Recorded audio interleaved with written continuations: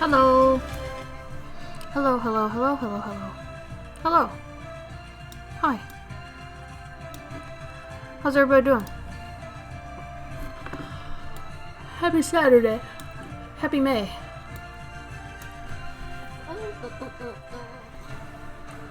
Hi, Hedgehog. Hi, Serenity. Hello. Looking up. Foul. What's up? Oh, weird.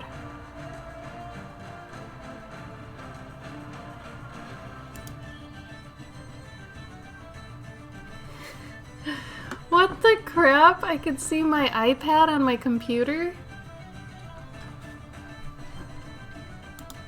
Gabe, did you do something? My iPad's showing up on my computer. Weird.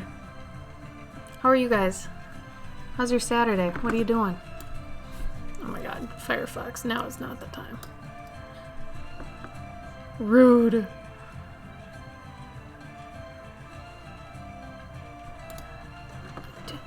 Same as always. Are you feeling any better, Serenity?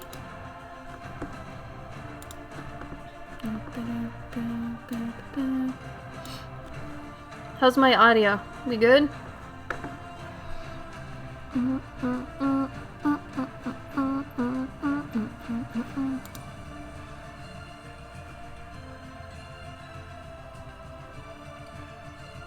Oh, Serenity, you poor thing. Hi, Desperado. Thank you. I appreciate the help, you guys. Okay. Let's do this playlist, maybe, I think. Oh, it doesn't have the... Oh, it does have the other guy. Well, screw it. Let's just do this. Alright. Today we're gonna do stuff like you see here. Oh man, this is gonna be a bummer playlist. Hold on. I don't want anything bummer. Oh, and this one doesn't have many of anything. Sheesh. Sheesh. Let me combine two here and we'll be good. Alright. Do you still hear it? Is it? Okay, it is there. How are me and Gabe doing? We're doing alright. Let's see. I mean, we're trucking. Nothing's really sticking out as crazy or different or whatever. Yeah, nothing much. I'm enjoying doing our morning meeting things here. This has been fun. So this was today's. I did this during our morning meeting. God, my hand looks like crap. I'm sorry. Let's see if I can fix the color a little bit better. That's a bit closer.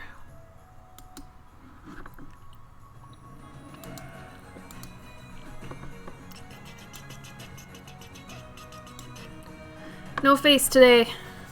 No face, sorry. Some days I don't feel like it, you know? Like, I didn't want to put on a whole bunch of makeup, slap on some ears, wear a shirt that's different than what I'm wearing now. I don't know. And I was having, like, breakout problems and things, and it's just, I don't want to put makeup on my face if I've got, like, open wounds and things. It's just not worth it. So, you know, I guess a perk to not being a very famous anything is that I can do that kind of thing. So maybe next time. Let's see. So if you guys want to, I think it'd be fun to have you guys throw out some words. Like, I was gonna do one here. I was gonna do the word swing. So if anybody has, like, I don't know, kind of an interesting verb or something that I can work with, I think that could be kind of fun. I'll draw something around that. How about? Oh, thank you, Jesse. You're so sweet. How you doing? Dislocate your elbow. Jesus. Jesus.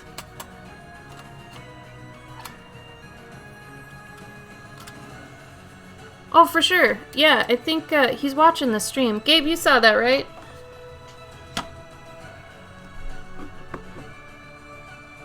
Hold on.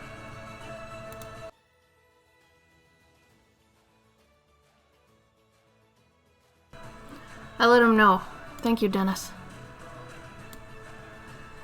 If he starts talking, it'll probably be under my name, maybe? I don't know. Depends. But thank you, Dennis. Thank you. Jumping beans. That could be cute. I do like that. You got excited. Well, jumping works. It'd be nice if it was like, I don't know, for some reason, here, I guess I'll draw it so you can kind of see what I mean by like using a verb. But I kind of want to do more of these right now. I'm in the mood to do some, I don't know, isometric chunks. I don't know what else to call that other than an isometric chunk, really. So, let's see. I was thinking of swing, and I thought this would be cute to do something like this. I'll be putting up a new prompt tomorrow in our Discord.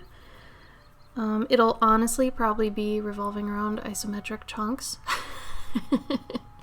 So, I think they're really fun for people to play with, honestly. So if you've never tried one, they're really kind of fun. You could even put it in like a little terrarium or something if you wanted to, or, you know, anything like that. But they can be a really good way to just do like a very isolated exercise where you're not thinking too hard about everything. You're just thinking about a couple key elements and how to use them in a composition. So sometimes they can be really fun, and then, you know, they end up being like a diorama, something like that. That's a tangent. I don't want to do that tangent. Oh, how am I going to get around that?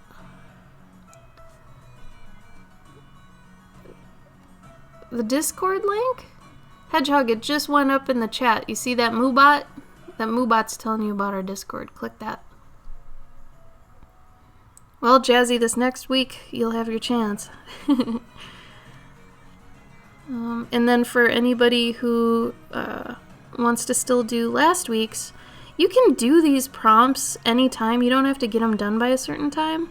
I just kind of, I don't know.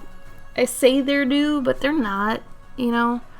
It's just I'll be posting another prompt, you know, when those are, you know, when it's been a week. So, but you could like wait a year and say, oh yeah, this was a prompt from, you know, a year ago. That's fine. I just want you guys creating, you know. And if I gotta give you a prompt to kind of get it working, we can do that. I don't want someone in here. I'm just gonna draw a little swing. I'm not even gonna put in anyone because I don't want that. We'll put it over here then. That could be cute. Yeah, I like this way better. It's just a little scene. It doesn't have to have a character. Sometimes it's good to practice things without characters. You can learn stuff, you know. I mean, like a scene can be a character, an environment can be a character. You don't always have to have like an actual character. Also, I love cross sections of things, so I'm kind of having fun by doing this sort of thing.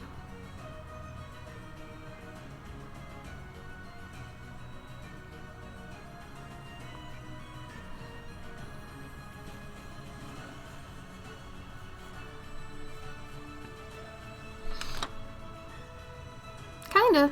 Yeah, Treehouse Island. So, I mean, if you think of something cool, start doodling your own. If anybody gets inspired during any one of my streams or Gabe's, we highly suggest you just whip out some paper and start going. Like, we'd rather you start doing something than, you know, sitting here and just watching me do it. use this as a time to set aside in the day where you can, you know, draw what you've been meaning to draw. Do the thing you want to do. I really like the idea of just doing kind of a crazy tree, too. Oh, maybe it should be a night scene. No, I really want to do more colors like this. I had so much fun on this morning. Let's see. Remember to always draw light when you're first doing your drawings. If you have a problem with having heavy hands, just really try to pull back on that. Because you want to draw your picture probably about 80% light and then 20% dark. Once you know where everything is, then you can darken it in.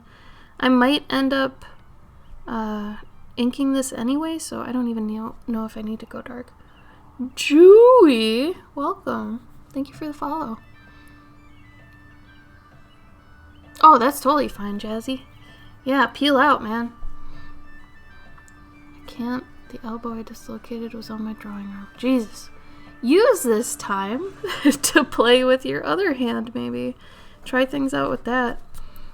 Or maybe dig into... Let's see, what else could you do? I mean, you could obviously try stuff with your non-dominant hand at the moment, but you could also, I guess, just, I don't know, work on your vocal skills, man. Stuff like that. Oh man, I'm gonna draw some flipping cattails over here. Big, chunky cattails. So the other thing I like about doing these sorts of scenes is they really don't have to be accurate in any sense. So I'm having a lot of fun just making things that are too big or don't make sense. It's a lot of fun. Especially doing like the other side back here of stuff. Oh. I'm not gonna actually think about how this works. Well, maybe, hold on. Let's put a log back here. This is where artists can be engineers sometimes. It's like, well, how does this thing work? How would they get back here? How would anyone use this? Stuff like that. When you're asking those questions, you're actually basically becoming an engineer. Those are the type of questions engineers ask themselves. So, it's kind of fun, because you're really inventing stuff when you're drawing. Yeah, that's fun. Maybe I'll draw a turtle. Here's a turtle. We'll put one character in. He's not even using the thing that's in there. He's just a turtle. Dig it. Alright. Let's see if I still have a kneaded eraser. This will be fun.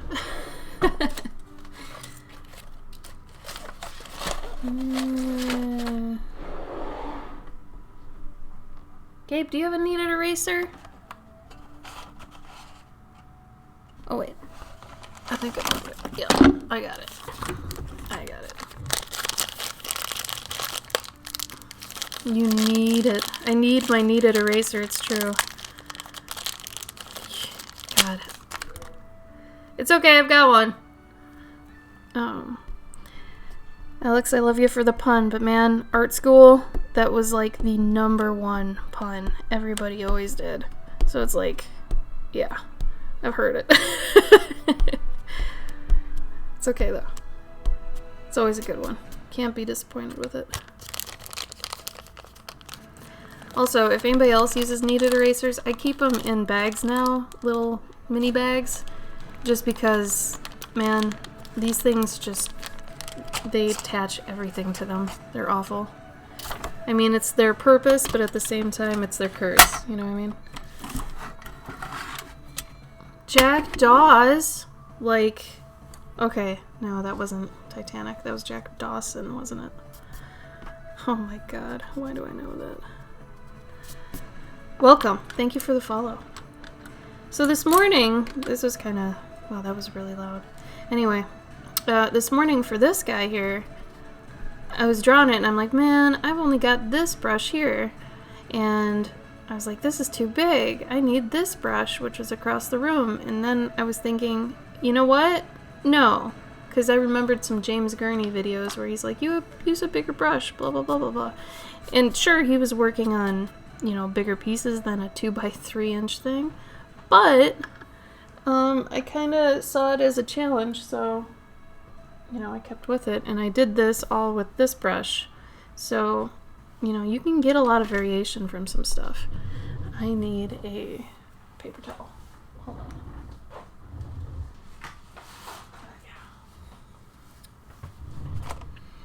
Alright, for those who have been coming in, here are my socials. Also, in a month, we have Journey June that's going to be happening. So if you are an artist who has the want to someday make your own story, illustrate it, write it, anything like that, but you haven't yet made your own story from start to finish, Journey June is meant for that. So I highly suggest checking out, let's see, here's all the links, but really the only one you need is, well, I guess it'll explain. So journeyjune.com will explain things. The main page, I guess, is Instagram. I really ought to change this. So just pay attention to the .com and the Instagram one. The .com will explain things. Instagram is where it takes place. I'm going to actually get rid of the Facebook and Twitter ones because it's too much to take into account.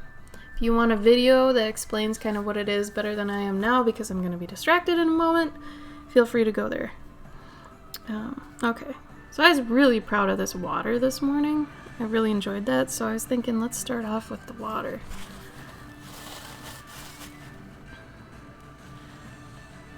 How's your weekend been, guys? What have you been doing?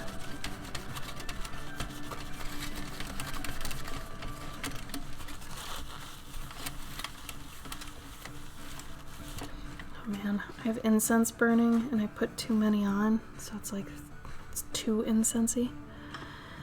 It's insensitive, huh? Huh, Alex? Yeah? The amount of incense is insensitive. It's only 2 sticks. It shouldn't be that bad. Oh, wait a minute. I made these little test strips. Nice! Thank you. In your memory, I have made this pun. Yeah, that'll work. So I'm gonna go through. I really don't do watercolor that often, but I've been meaning to get better at it. I want to use it more because really I feel like as a fantasy artist, it's kind of a staple, you know? It feels weird when I'm a fantasy artist and I'm doing a lot of marker stuff, which I don't like. I have no shame using markers. I think markers are a very viable art medium, but at the same time, you know, I want to kind of pay homage to the actual you know, mediums that are kind of known within the genre, I guess. So,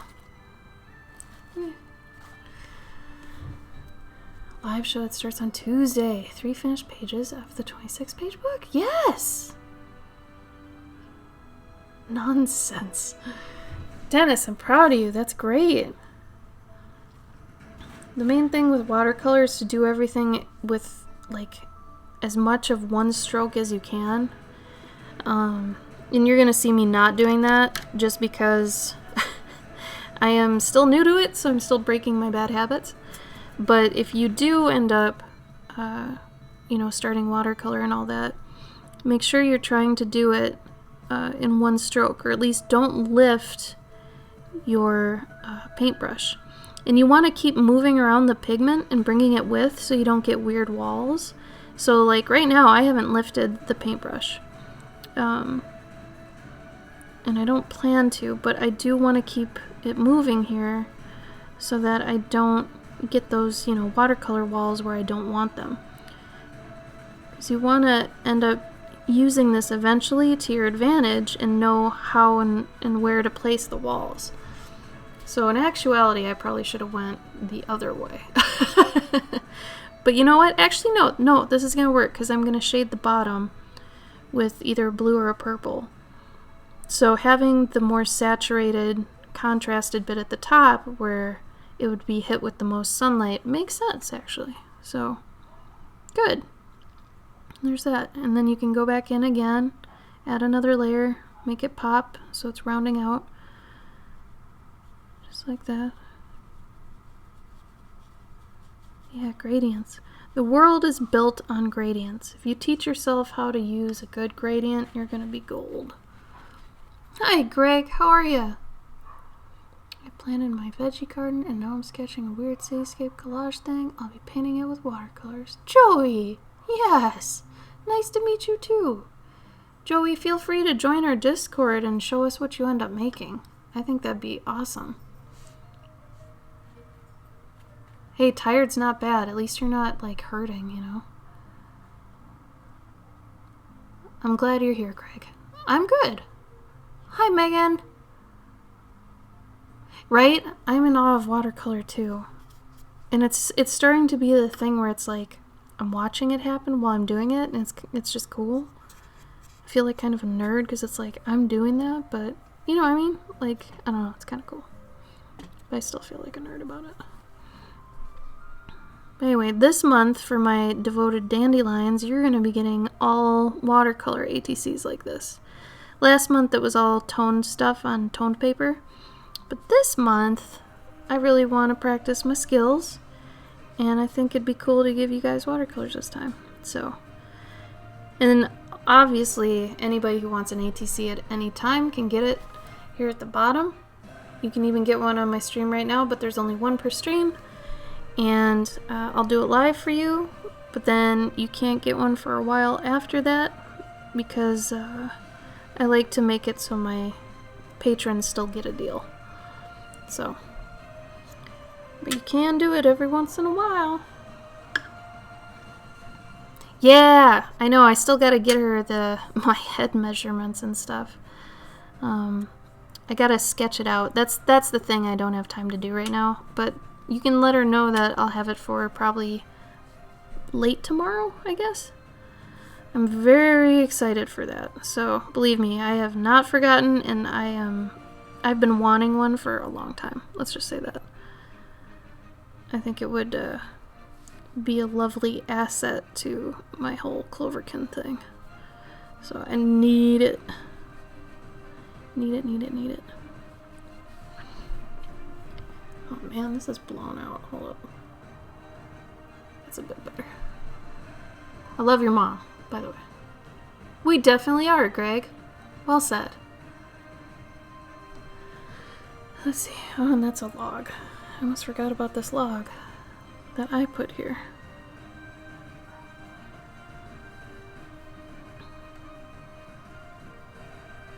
And there we go. Goes across. So I imagine somebody can jump up here and then get on the swing from there. Why not, right? Yeah.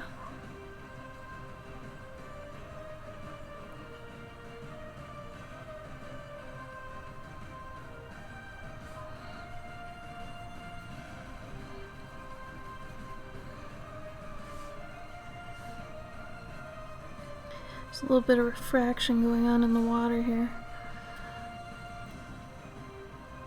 You should make Gabe feeding rock salami. Man, what? Hi, Pylon. Now, you gotta pay for these, Hedgehog. You gotta pay for them. It's not just, you know, whatever. Unless I'm asking. So I was asking for verbs at the beginning of the stream, so if anybody wants to throw out a verb, I might do another sketch card with using one of your verbs. So this one is swing. I was thinking of the word swing, so going off of that. Chonky! Oh my god. I love your name. I wrote Chonky today on a post. Thank you for the follow, homie. How you doing? Welcome. Man, get out of here, lamp. Blowing out my thing.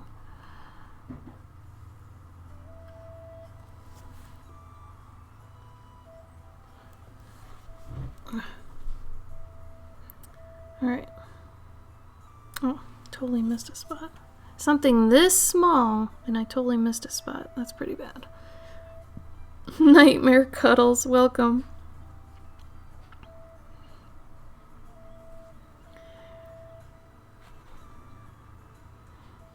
Let's see. A lot of fantasy shading has to do with purples and blues on things, so that's a bit dark, but it's okay. So this is actually kind of a grayish purple. Never use black if you can help it. Black is just going to muddy up your piece and make it look blech. The more colors you can add to it is going to round it out better, so.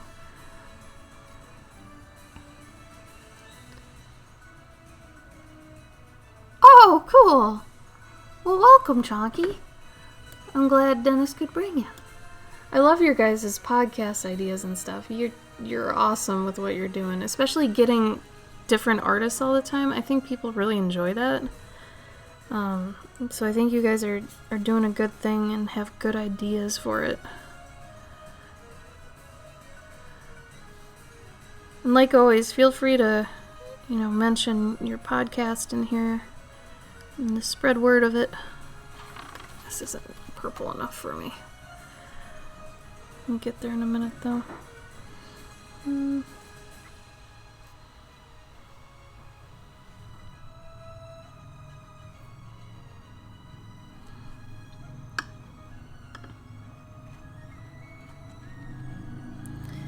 Get this turtle in here. This turtle boy. Now I got too excited and forgot to put in the white bits of the water. Like on this one I left some white present. I forgot to do that over here. So I'm gonna probably have to go in with some white gouache later and re-input it, cause butts. That's why.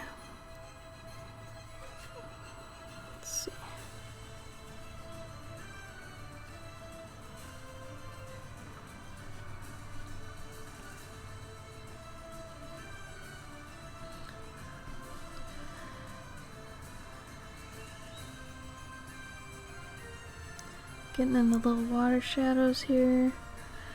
Some fun stuff.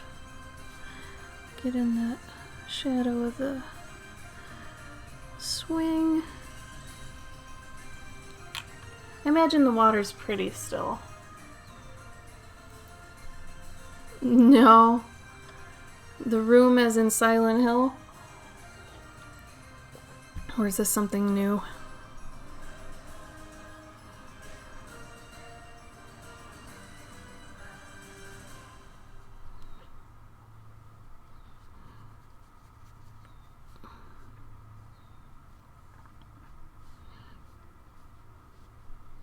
As in The Room. Well, there's a Silent Hill game called The Room.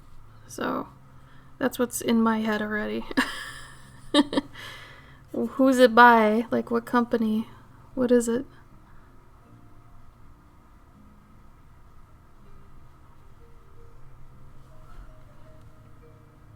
Oh, it's a puzzle game? Cute.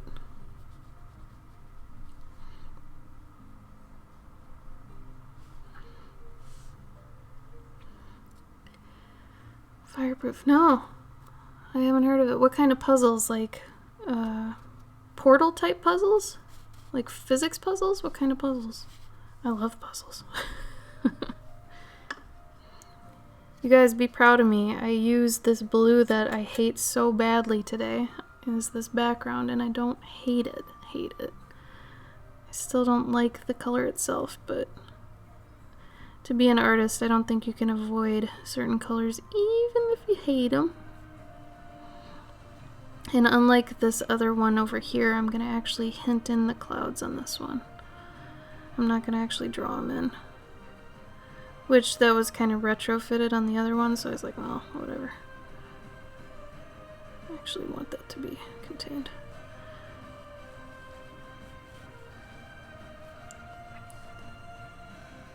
Oh, really? Is it PSVR or is it Oculus?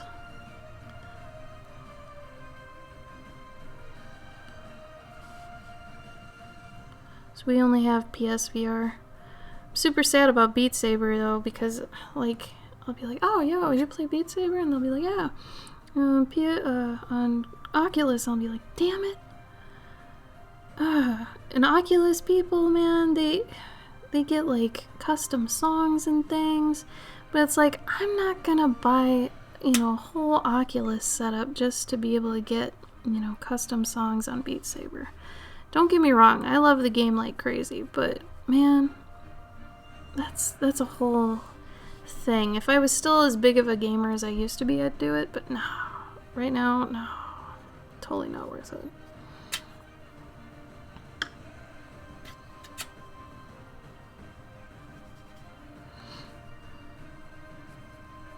It's good to always have a test strip for your paints while you're painting. Like, I've got one above my camera here, if you can see it, or above my piece. And I've got it, I made that from when I was cutting these. I have some left over, so I just use it as my test strips. They work really good.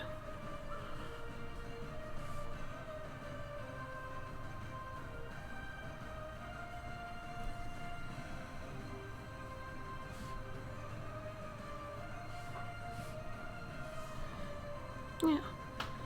This will come alive, I think, once I get the line art back in, but for right now it's like, eh.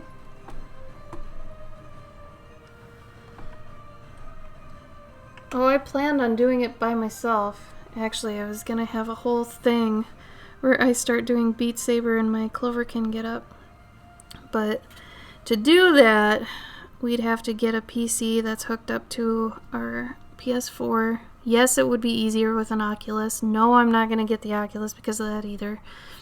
But then you'd have to have a separate camera that's actually recording, you know, me playing outside of the game, and then you need to be capturing what you're playing inside the game, and then you have to make sure they're synced up.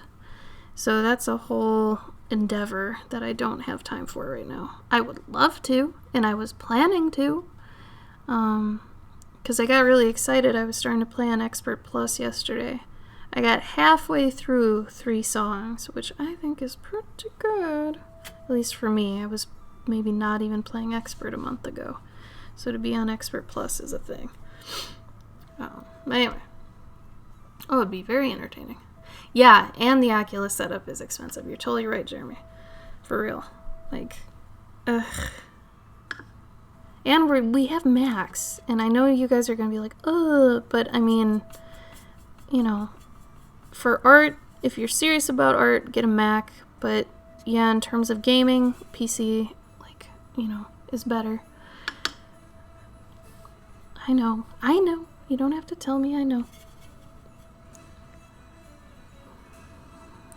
Still too purpley.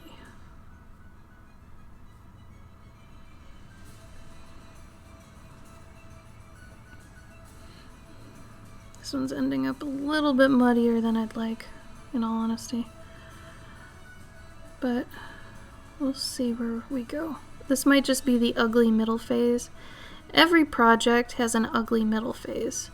And the key to that is to just push through it. And sometimes it'll stay ugly. And you'll be like, well, shit. You know, I should have, whatever, done something different. You learn from it, that's okay. But other times, you push through it and your project ends up actually pretty good. And it's because, you know, you refined it, you gave that extra time to it that it needed to, you know, actually go that, you know, extra distance. So sometimes you gotta do that, but you won't know until you push through, you know, which it ends up being. And either way, you gained experience, so there's no failure here. As long as you're gaining experience, you're not failing.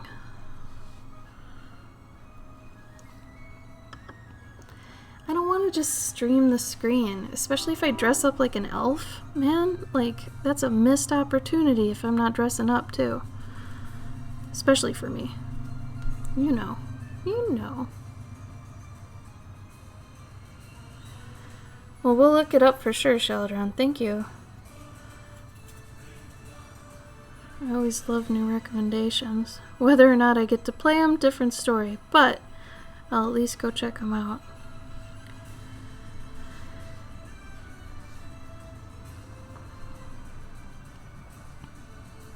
Now I'm trying to blend these that are a little bit too directionally the same. Shouldn't have done that way, but again, you learn. You do the thing, you learn how to not do the thing, and you don't do that thing next time you do the thing, you know? It's that simple. Anyway. On that log. Oh, Lord, this is a bit much. Soften that. Soften that.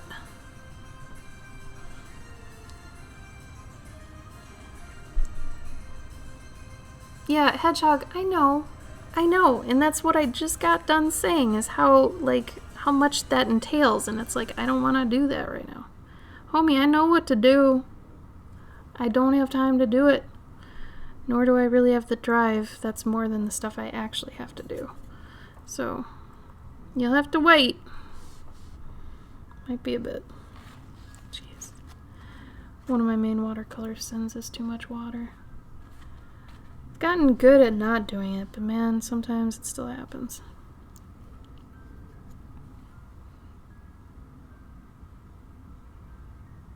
Thank you, Leo. Yeah, honestly, I don't normally do these. I'm usually doing more character cards, but once in a while I get cravings to do a lot of like little isometric buildings and things. They're a really nice break, I feel like, from just character work, because they're still characters in their own way, right? It's just different, and it's a good way to still practice, you know, environments and stuff without a sweeping landscape. I can't do sweeping landscapes, like, I get really bored. It's just, you know, I feel like it could almost be just done with photography. I don't know. But thank you, I appreciate it. Yeah, isometric.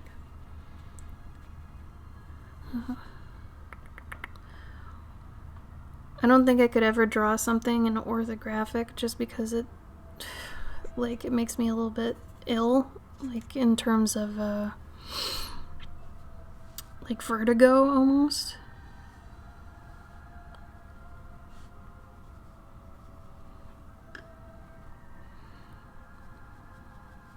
I think if I do another card here in a minute, it'll be probably some props. I enjoy drawing props a lot.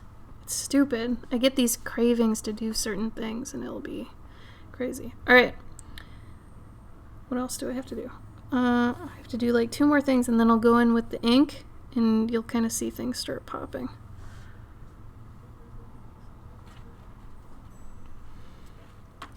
I don't even know why I want to do heavy ink and watercolor stuff, but lately, you know.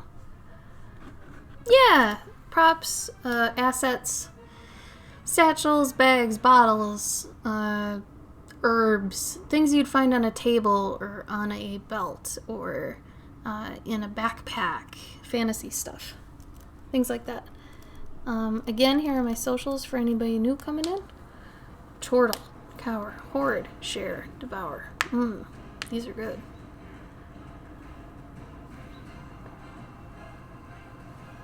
Hoard, I'm stuck on hoard right now. Thinking of, since I wanted to do a table anyway, that might be alright. Alright, test to see if it's wet. Also, the camera makes my hand look a lot darker than it is. It is not that dark. Let's see. See if I can get some white in here. No, that's not gonna work. It's so weird. This thing doesn't always work as much as I'd like it to.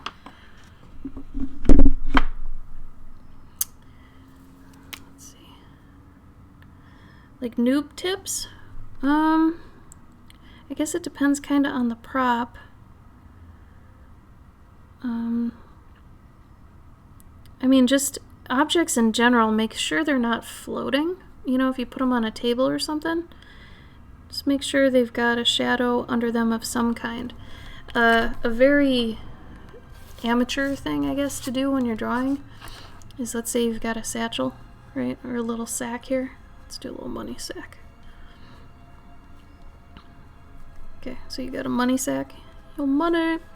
Make sure I mean, this all depends on your lighting and stuff too, but if you're just doing basic stuff, make sure you've got a shadow that's pretty near to it and pretty condensed.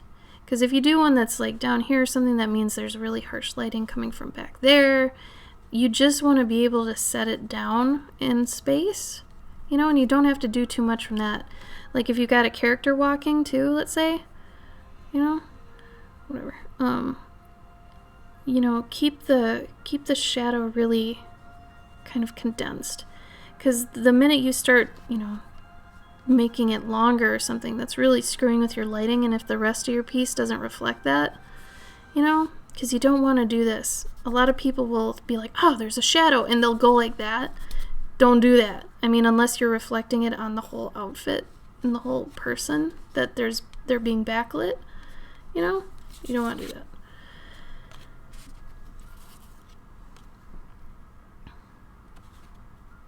Nope, not yet, Sheldron. You has an idea? You got PayPal me first. You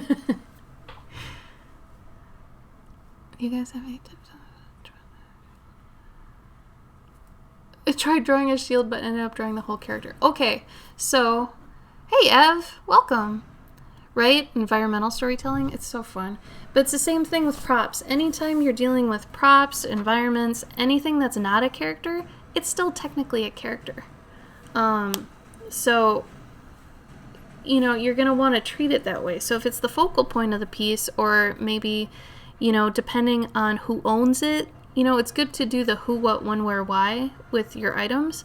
So let's go back to our sack here. If our sack's on a table, right?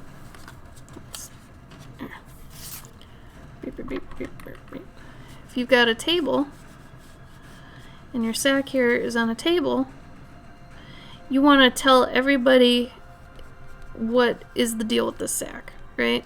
Maybe there's some blood splatter on the table. Maybe it's a blood sack, like somebody killed somebody for this money. Maybe it's not money. Maybe it's full of bones and there's bones in it. So like, you know, maybe it belongs to a goblin and it's been ripped open and it's got stains and nasty puke on it. I don't know. You got to think about what this bag's story is, because this bag is now your character.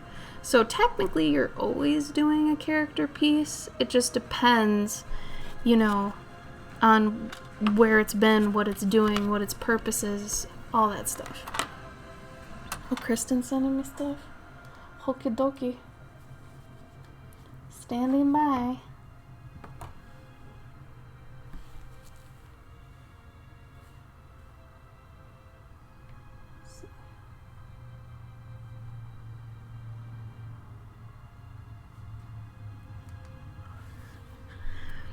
I want to finish this real quick though, or at least get kind of far on it, but I need gouache.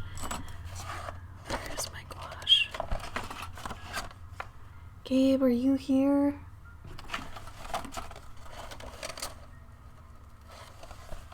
Hold on.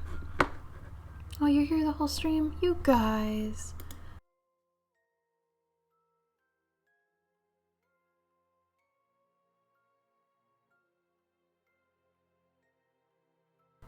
I had to ask him where the gouache was.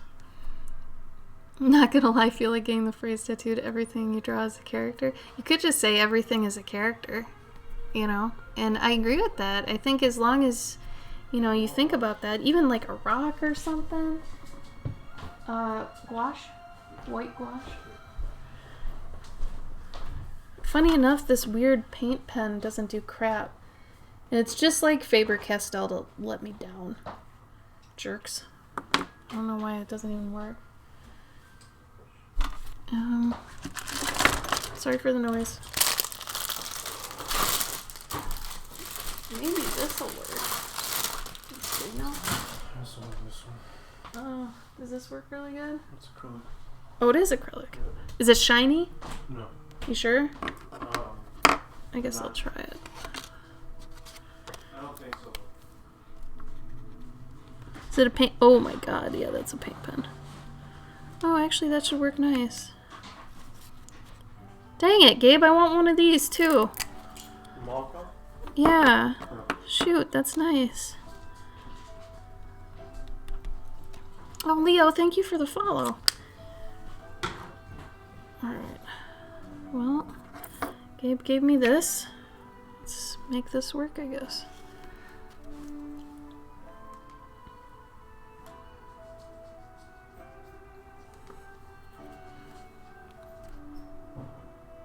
Yeah, it does. And what's weird is on my marker stuff, the gel pens, like these are usually my go-to and they're great and they're super cheap and they work awesome. But for some reason, on my watercolor stuff, it's just, it sucks. I don't even know why. Oh god, I'm afraid this is gonna go everywhere.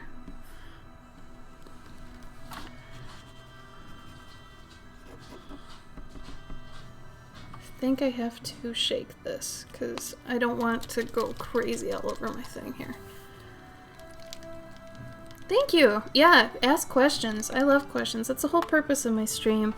I used to stream like 6 days a week and I can't do it anymore. It's too much. Unless I'm getting paid to do it, really, you know, it's not kind of worth it. So while I'm here, I want to be helpful. So yeah, feel free to ask whatever you want. I'll do my best to answer it. I'm not the authority on everything, but I will at least give you my experience. Gabe, how does this paint thing work? I don't know. It either is like dumping a ton out or nothing. Yeah, you gotta be careful with it. If you push it in, it dumps out more. Yeah. You do it off of whatever you're working with. Oh, I see. Okay. So it is literally. Shake it too. Yeah, I did. It's still being fussy. I'll just have to use it like paint.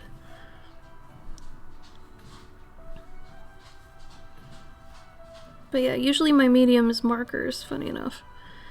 If you go on my Instagram, you'll see. But every now and again, I want to play with paint.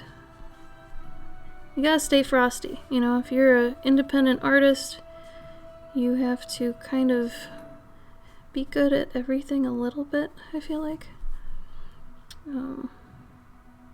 Especially digital stuff, you have to, you know, you have to know a little bit at least.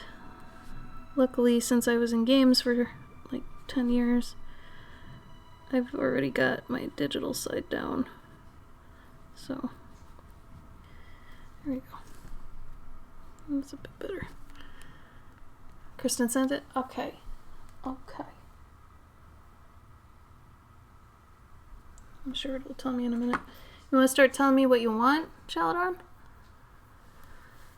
Do you want a watercolor one? Do you want me to do it with markers on, you know, tinted paper? What do you want?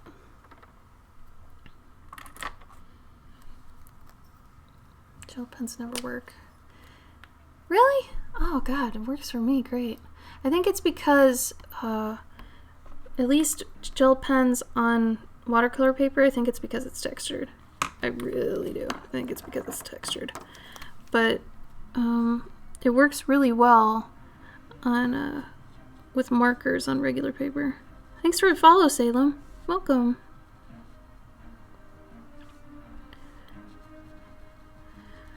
I'm Cloverkin everywhere online, basically.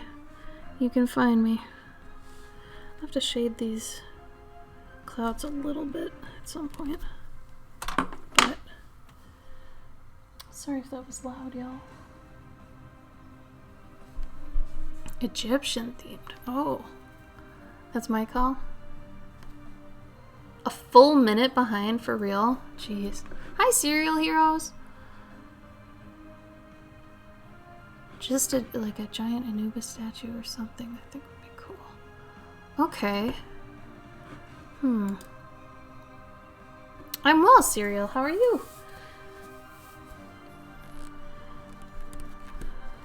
So, like, Sheldron, you want like a like an actual environment more than anything? Like you want to see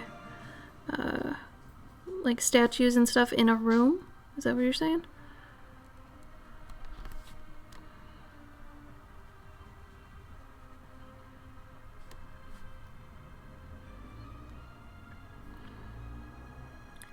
I really encourage anybody who does art to try these kind of cross-section, isometric, cute little scenes. They really take a lot of pressure off of you, and they're so simple and kind of, I guess, compact that it really just is fun. It's really just fun. And I think everybody should try that. Oh, and also, I put up this one actually for sale today. This is up, if you're interested, you go on my website, cloverkin.com/ATCS, you can buy this. No one's claimed it yet. So, it can be yours. And then this one I'm working on right now will probably be up on my site too at some point. But, or if you want to claim it now, you can do that too. Just let me know. It'll probably be $32, but if you're a patron already, it'll be $29. And you can be a patron at any level too, which is kind of funny, but it works.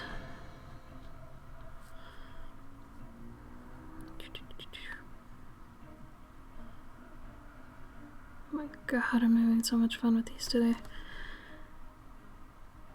It's funny because I was having this much fun the other day drawing like a gypsy traveler wagon, and then today it's these things. And this is why I can't just sit and do one type of, art. I get so many cravings to do so many things.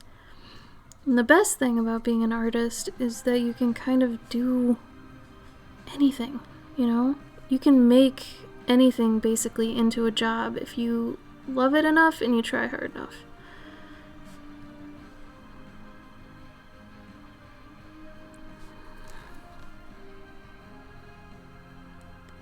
Also, I have a bad habit of making weird like hands and stuff when I'm drawing. Like you'll see my hand just contort and it doesn't even make sense why.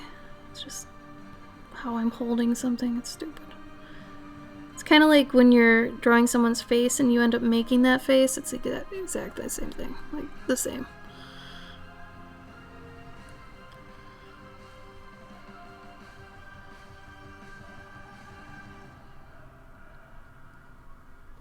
These are also really good for improving your visual library and your creative muscle. So I didn't draw this from any sort of reference. And it's good once in a while to actually, test yourself and what you've seen in life and in the world and stuff, to not use reference.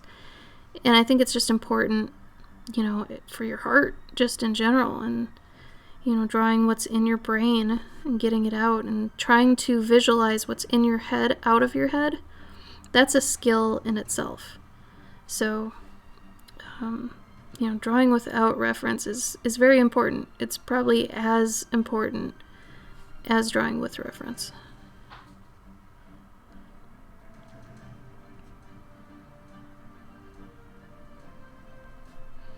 So I'm just taking everything I know from everything I've ever drawn and just drawing things based off that.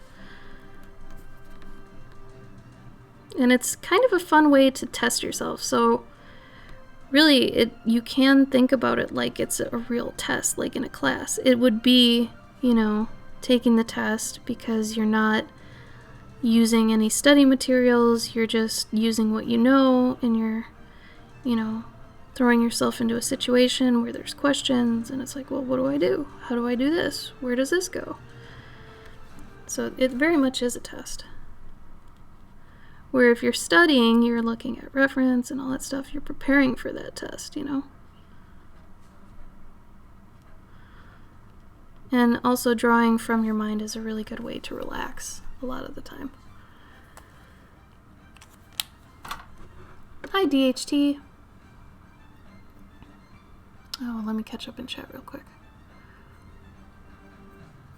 Okay, Shalderon. You think so, Serenity? Thank you. I did. I just filled it, Serial. But next Saturday is the next time I stream, so if you want to show up early on time for that stream, it's at 7 p.m. Central, and then you can nab it. Thank you, Alex. Have a good dinner.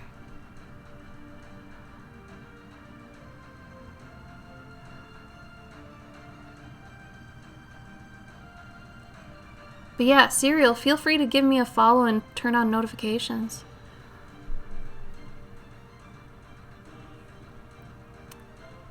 The sack of bones you drew there. Oh, thank you, Leo. So, the main thing I can tell you from for building your visual library is just to draw everything you can. Drawing a lot of things, and not necessarily fan art or anything like that. Drawing things from life is really going to help. You know, just drawing things you like at first too, so you can at least start drawing a lot and often, because you want to draw daily, you know, and the more things you draw, the more you're adding to your library. Think about it like, just think about drawing in general like it's a video game. The more things you draw, the more experience you're getting. You know, the more you can level up and use greater tools and weapons and things like that, but you can't use them until you know how, till you reach a certain, you know, level. Because let's say you just started drawing, if you end up buying a Cintiq, that's not gonna help you, man. You don't know how to draw well yet, so why'd you buy that level 25 sword when you're just level 5 and you can't even use it yet, you know? So I feel like whenever you get lost or anything like that, it's good to kind of bring it back down to that kind of logic. You know, am I at this level yet? And it keeps you checking yourself and your skill level, which I think a lot of people should do, but do it objectively. You know, don't get upset that you're not, you know, further along or anything like that. You know, just remember there are some people in their 60s that start drawing. There are some people that are 13 that are better than anyone that's been drawing for 30 years. Like, everybody's different. You just want to start making art that makes you happy. You know, that you're proud of, that, you know, is you expressing yourself. So just make sure you're doing that, and you'll be fine. So in terms of the sack thing, I have drawn so many. If you look at my my Instagram, you'll see that majority of kind of what my posts are pet and armor portraits. I translate pets' personalities into D&D and RPG classes that suit them. So I have drawn probably close to 500 at this point. I think this year at some point I'll hit 500. But that much drawing of, you know, accessories, trinkets, all these sorts of things, satchels, props, that's gonna obviously level me up. It's the whole 10,000 hours idea, except as an artist you want to change it to like 10,000 drawings. So once you're getting to that point, you're really gonna get in your groove, and the only way to get there is to draw. So I know it seems kind of crazy just to say just start drawing, but it's honestly, it's the best thing you can do. It's the only thing you can do. And when you're starting off, don't worry about quality as much. You can once in a while, but don't get hung up on it. You want more quantity when you're an amateur artist. You want to pump out more things because you're going to fail faster. You're going to learn things you know, you didn't know before faster. And, you know, the sooner you can fail, the better. And failing isn't bad. It's just learning what works and what doesn't work. And as long as you're doing something, you're gaining experience. So that's not really failure. You're just learning what works and what doesn't. So never get down on yourself, you know, and if you think something didn't come out right, look at it from an objective standpoint and be like, well, okay, where did I actually fail here? Where's the pinpoint of where I did? Okay, well, I feel like that didn't come out like I wanted it to, so what do I have to do next time? It's a post-mortem. It's like what people have on video games. When a video game's done, they're like, okay, let's revisit what worked and what didn't work. Same thing here. Just treat it objectively. Never see your art as, you know, an extension really of who you are as a person. Don't be like, well, my art sucks, so I suck. No, that's wrong. That's bad. That's just gonna make it worse for you to, you know, do things in the future. And There's no real purpose to it. It's just really beating yourself up for no good reason. So don't do that. But yeah, just drawing a lot of things and, you know, drawing them often, depending on what you like to. I think a lot of the problem with starting artists is they don't know what they like to draw yet. So, you know, they don't know what to draw a lot of the time, or they don't know, you know, what they just want to do most of the time. Or their style. Your style is just what you decide you want to keep and get rid of when you're drawing things. Part of your style may not be drawing nipples on something. Okay, that's just part of your style. You don't want to draw them. That's fine. You know, or doing leaves a certain way on trees. That's part of your style. Maybe you don't want to do them exactly how you see them, you know? So that sort of stuff is going to be what changes your style from someone else's. And, you know, ultimately it does become, you know, maybe a trademark of your style. If you're able to kind of formulate it and do it over and over and over again, that's when people can start recognizing it, and that's when you'll become kind of known for that, when you can keep doing it. So when people say, oh, I want a style, they just have to draw more and figure out what they do like to draw and what they don't. It's a lot easier than people technically make it out to be. And don't get bent out of shape about it. It really just will come in time. Everything to do with art is patience, and that's it. Just having patience and perseverance. Don't stop. Keep going. Be patient. That's it. Hi, Dan. I'm fine. How are you?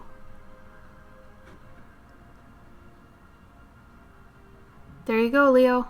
You know what's up. And you'll know the day when you actually say, you know, I actually need the Cintiq now. And you'll know why. You'll know what for. It'll just make more sense. Draw what makes your brain get lost. That's good. That's good. But also don't fall into too much of a comfort zone where you don't experiment and try other things. It is a fine balance between both. You want to sometimes go back to the things you're comfortable with, maybe on the days that are harder to draw. And then on the days that maybe you're feeling really, you know, like you're doing real good. You've got heavy confidence. You want to try something new. You're in the mood for, you know, expanding things. Then try something you're not as comfortable with. You know, something like that. What the heck? Shaldron, it still hasn't showed up. I'm going to look up some references though real quick on my phone.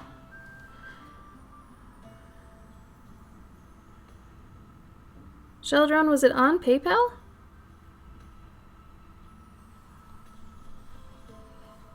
And you said Anubis statue.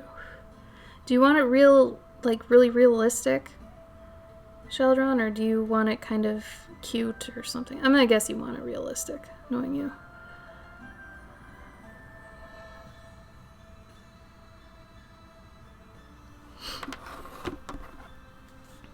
And I might actually do it on my toned paper because I feel like it might work for that. Should be on PayPal? Weird.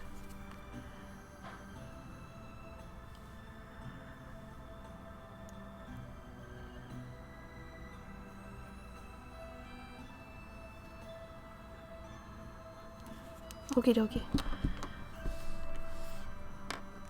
Realistic? Okay. You just want him sitting, or do you want him standing?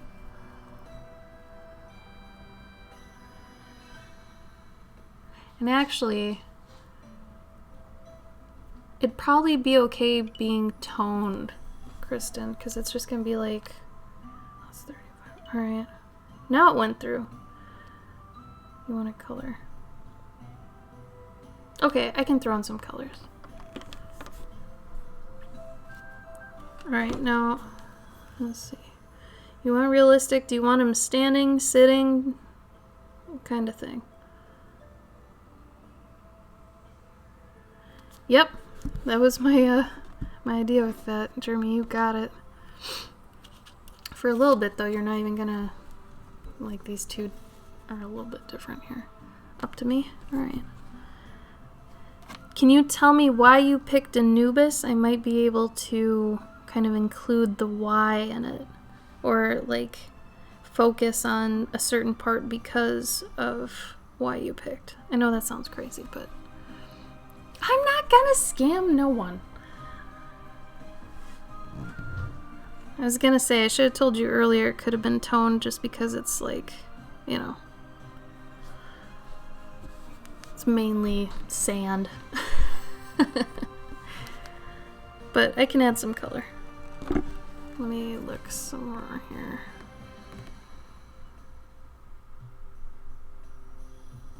I'll look at an Egyptian wall or something to get more color ideas. I think they're usually pretty RGB. Yeah. See, I can still do this with how color is working.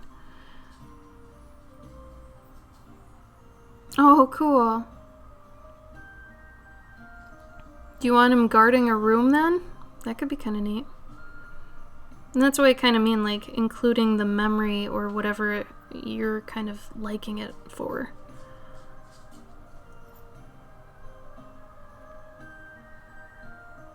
Let me see. I'm looking up a bunch of references right now.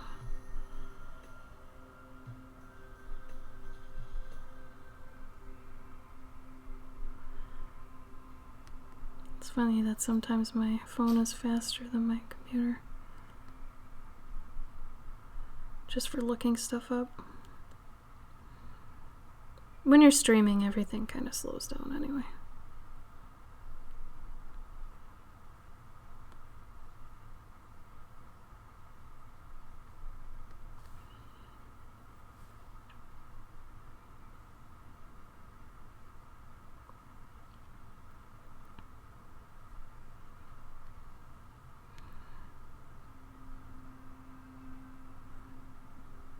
Okay, so not even, like, Anubis doesn't even have to be kind of the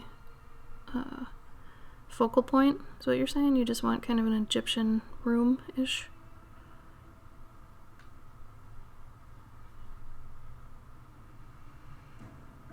Is there? You seem pretty into Egyptian stuff, dude.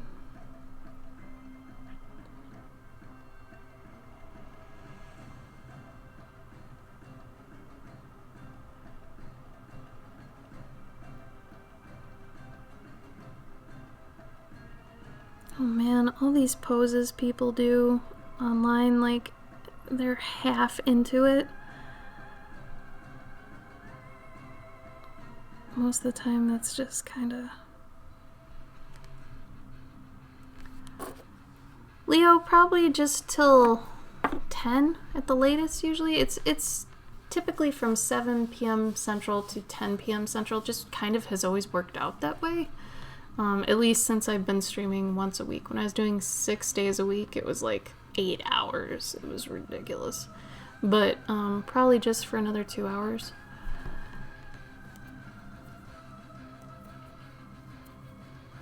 Alright, then I will go that way. This is a little bit distracting here. I can't even tell where my paper is. There we go. Here is a napkin.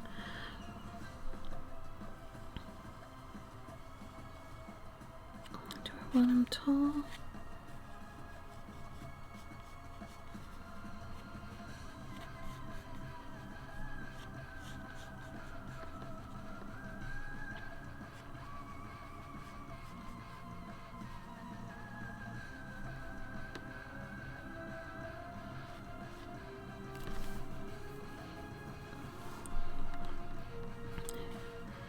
Actually, having him actively blocking, it's kind of cool.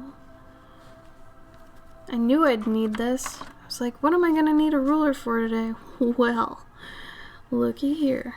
That's what.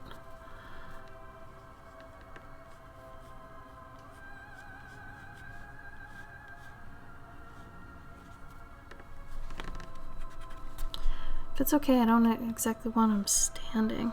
Like, just standing lame. Kind of want him doing something. Is that okay?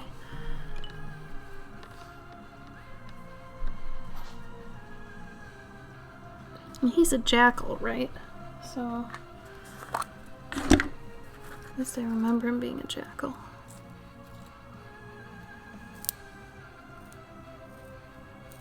You're welcome, Leo. Thank you so much for joining. I'm glad you got something out of it. I'm always willing to answer any questions. I'm an open book.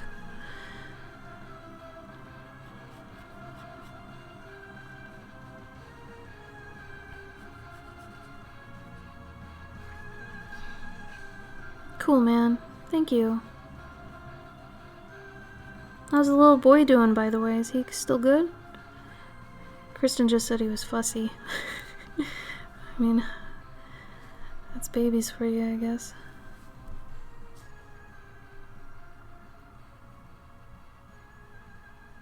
Oh man, he has so many different types of staffs. I think I might just give him an Ankh staff.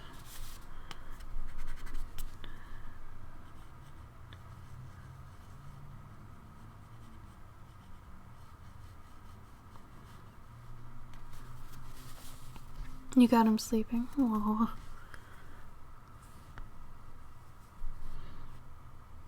This might be too big. There we go. Kristen, you saw the page that I included in your card pack, right?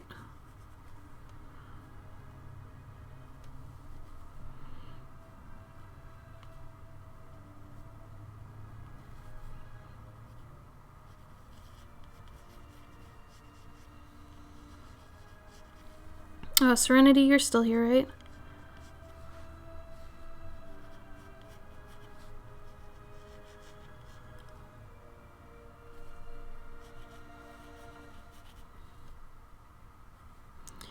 I'm gonna be messaging you soon about your box of things that we haven't talked about in a while.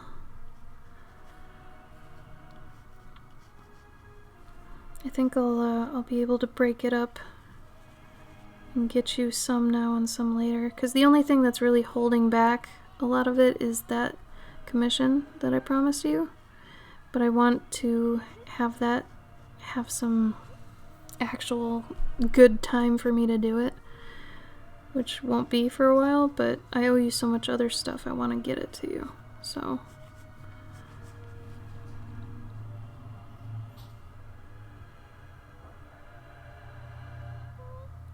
Oh, good, Shaldron. Thank you.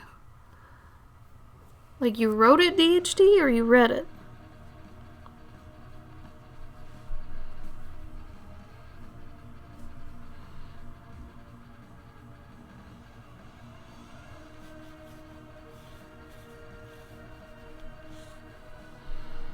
What does an Egyptian thing look like?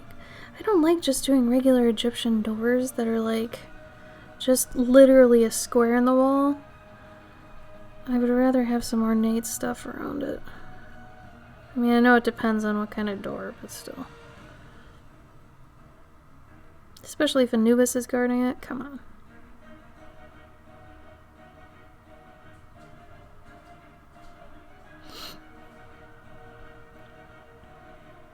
Oh, okay.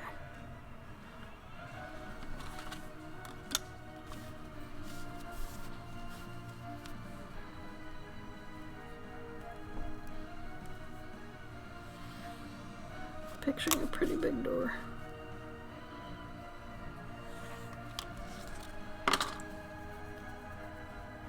Oh, you wrote it. Cool, DHD.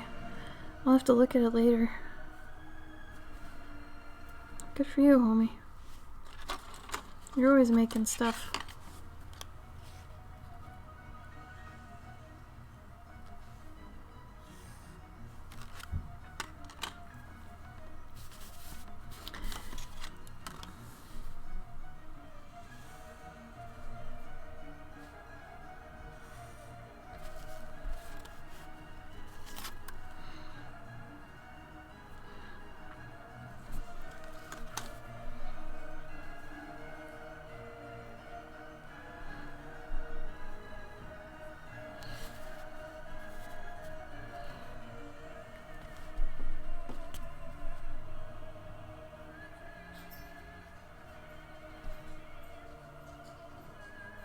Doesn't he have like a headdress sometimes? Like a bigger headdress?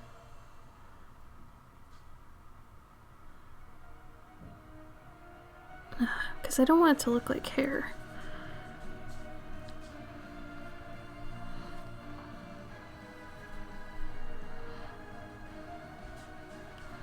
As long as it's, I guess, black. Does he have to go?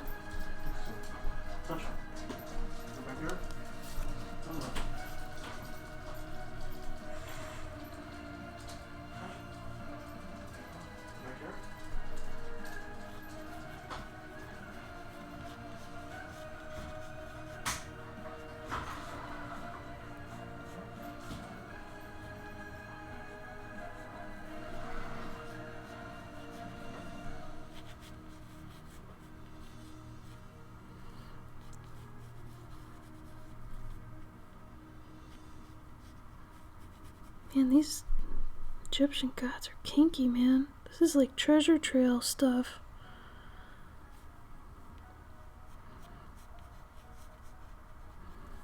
I guess it's hot. I get it. It's hot outside. You don't want to wear a ton of stuff. Egypt and all.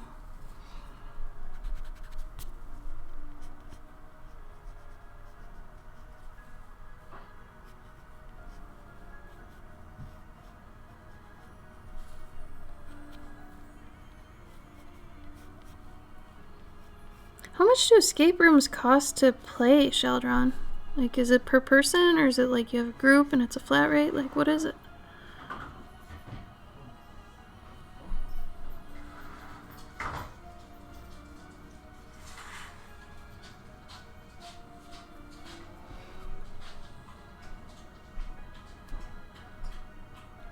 Oh, I'm sure he wasn't, but this is art, and I'm going to do what I want. Or Nate or no.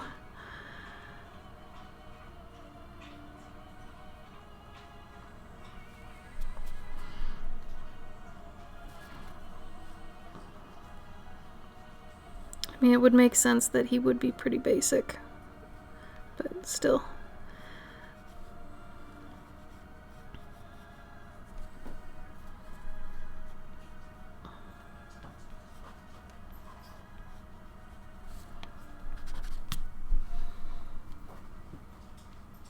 $20 to $50 per person. Oh, I thought you said 20 to 50 people. I was like, oh my god, in a group?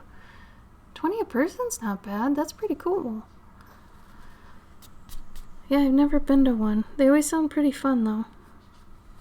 And I'm all about puzzles, man. I pride myself on puzzles. I can be a smart cookie. I don't think I'm over here. You sure? Yeah, he just keeps standing by the gate. Well, what if he has to go? I don't think so. I just took him out here and go. Okay. Chancho. Come here, baby. Chancho. Hi, Sophia. How are you? Yeah, 50's a lot. I wonder if it's like super special or something. Maybe it's a themed one by like a licensed company or something. I could see that. Like, let's say it was a Zelda themed one. I could see Nintendo being like, yeah, $50. Egypt's gotta be all, hey, we're made of a lot of straight lines and stuff. And I'm like, okay.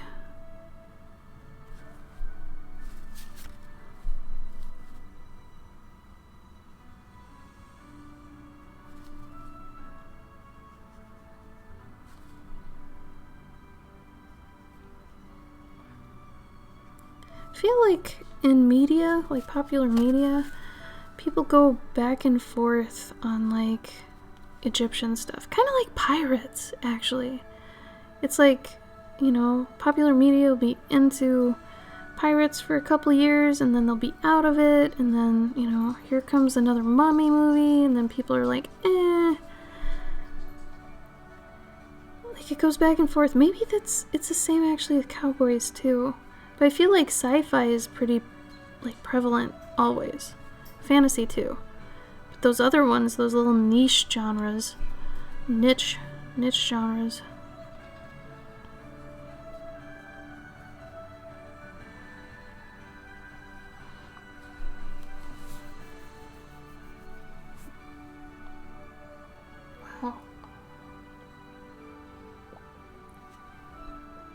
Oh, cool. Actors. Hey, Niferu. Thank you for the follow. The only escape room I knew about that was around me when I lived in Minnesota was one that you got like a wand or something and you took it around, and I don't know what it was about at all actually, but that's the only one I know of. But you got to, I think, take home the wand? I can't remember. I never did it, but I knew of it.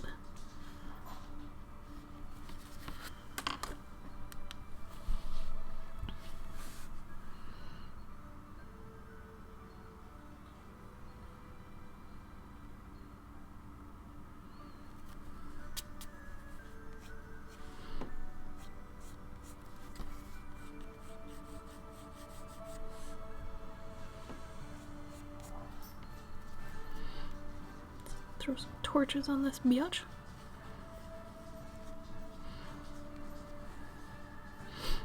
Maybe a torch.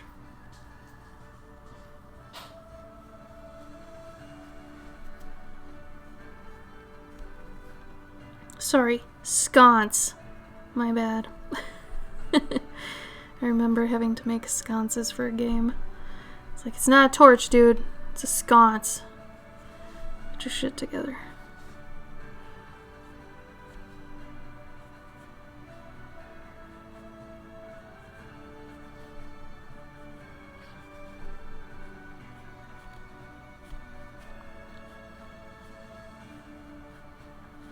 It's funny that Egyptian stuff isn't fantasy, but damn, does it feel like it?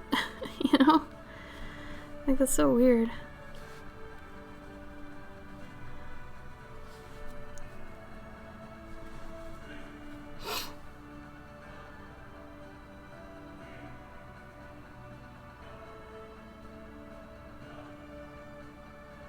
Oh, Tokyo? Cool. Megan, that's awesome. You had to hide from people? Was it like a spy infiltration thing? That's awesome. Oh man, me from like, I don't know, 10 years ago, I'd be like, oh my gosh, I'm so embarrassed to do that. Now I might, but... Gators! Hi, thanks for the follow. Oh my god, a haunted house. Creepy. Do you have to work in a group? Like, can you ever... Nah, I suppose you have to, yeah. It moves things along.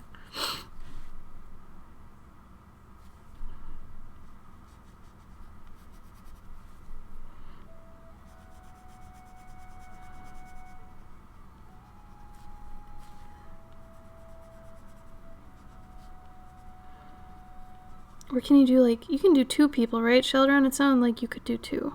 Like, if you and Kristen both did it.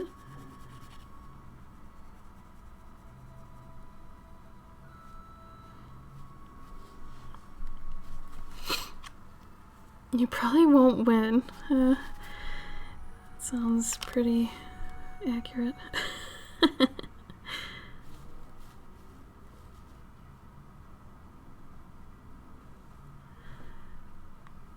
Egyptian stuff is definitely out of my comfort zone, but I don't think I'm doing too bad right now. As long as you think of some things kind of like you would if they were actually in your wheelhouse, you know? Like of what you'd normally do. Like I'm trying to think of this right now like fantasy, and it's actually working out pretty good. I mean, I guess it is technically fantasy since gods, but it's Egypt, so it's not fully fantasy, because Egypt exists.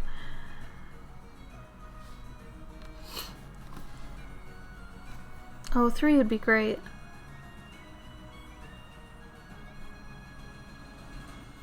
A beach, a lake, a pirate ship. Wow. That's awesome. Okay, clear this up for me, because the last couple escape rooms I've seen just passing by look small as hell. Studio Mendez, what's up? Like, they look like you just walk in and that's it. You know? I mean, are they usually one room or is there usually a basement? Like, what am I missing? Because it just kind of, I don't want to say it looks pathetic, but it doesn't look like there's much there, you know? Oh, dude, I'm totally going to have, like, light creeping out of this. I think that'd be cool. Some places are actually small. Yeah, because it's so weird. It looks like it'd be like a little clinic, you know, or maybe it was a little clinic, and now it's like, hey, escape room. Though I suppose a clinic is an escape room for some people. But you know what I mean? Like, I don't know.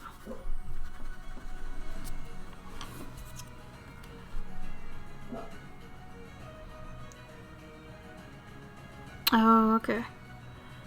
So on the average, how many rooms would you say a normal escape room has? I guess.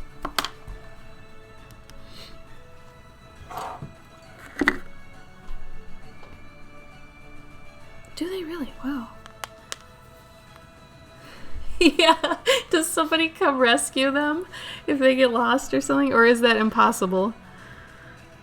Oh my god, that'd be hilarious. Oh, you get 3 clues, and then what? Can you fail? And you just... Oh my god, that would suck. So if you fail an escape room, you obviously paid for nothing, am I right? God, that would suck. How embarrassing. Have you guys failed that? You don't have to tell me if you don't want to. Also, for those that like Parks and Rec, have you guys seen the cute little special they had on Hulu? It was on NBC too, but I don't have live TV.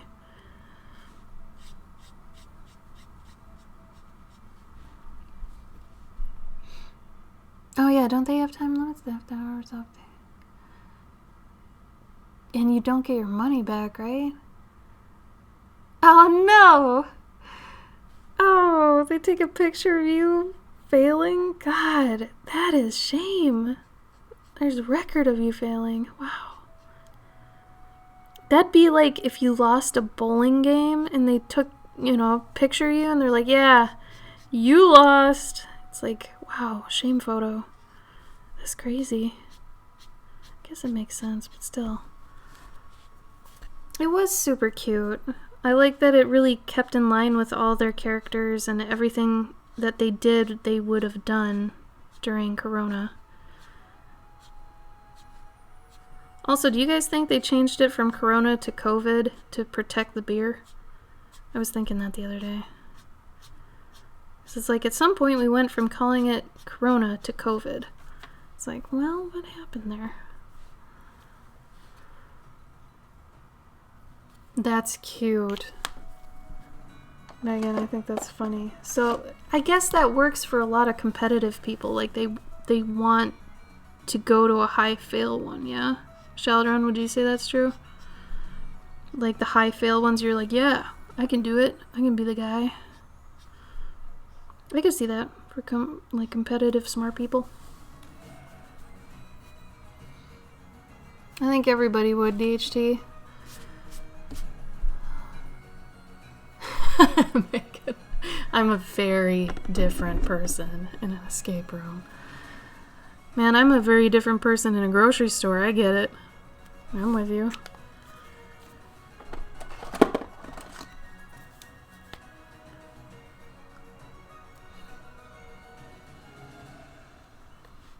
Oh, really?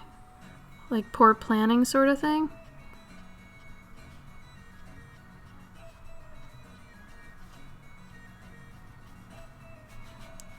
Sheldon, I'm gonna throw some gold in this bitch. Oh, maybe. Really, Megan? Oh no.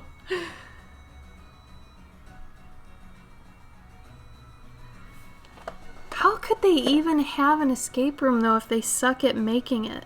You know what I mean? Like, don't they have people look that stuff over before it goes live? Like, I don't understand. How can you make a business off, you know, bad, whatever you consider that, storytelling? I don't know. Like, I assume every escape room has, like, a storyteller that has to make up all these things.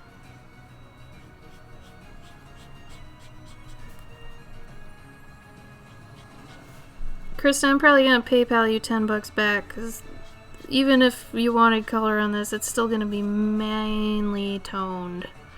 Because Egypt, you know? Like, I'm gonna throw some reds and blues in here, but it's really not gonna be enough to merit color. I don't want to put you through that.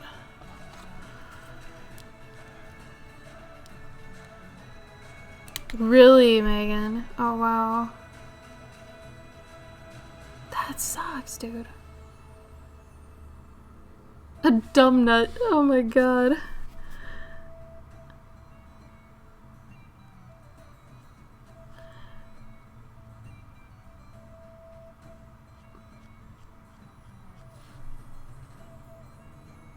I'm in love with that now. Dumb nut. Oh my god.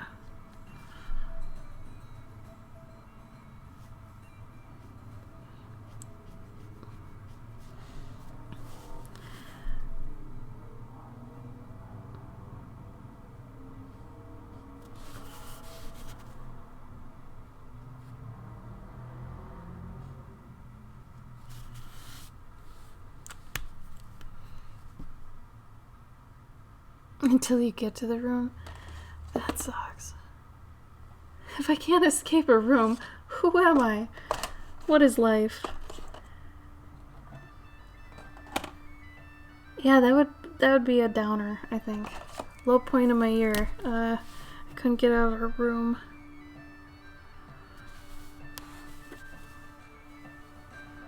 Yeah. What Artsy said. Couldn't that be a scam?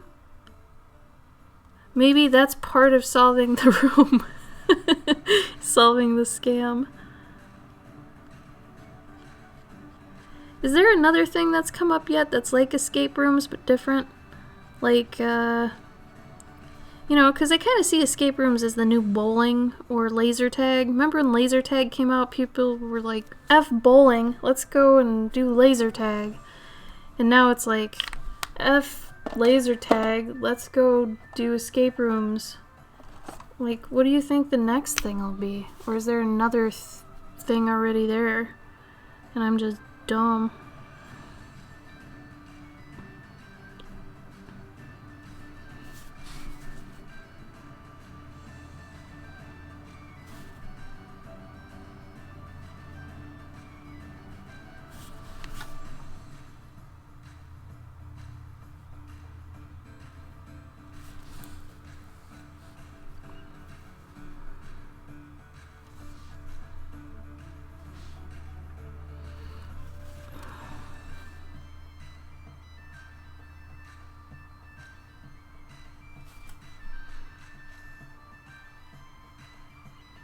Man, this marker smells like cedar chips.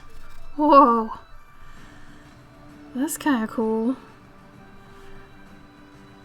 Gotta be sure not to smell too much of that, cause damn.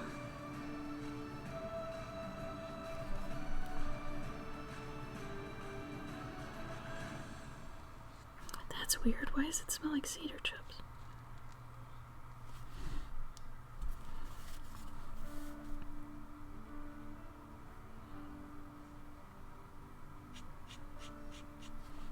Anubis himself is just like black and gold, so it's a thing.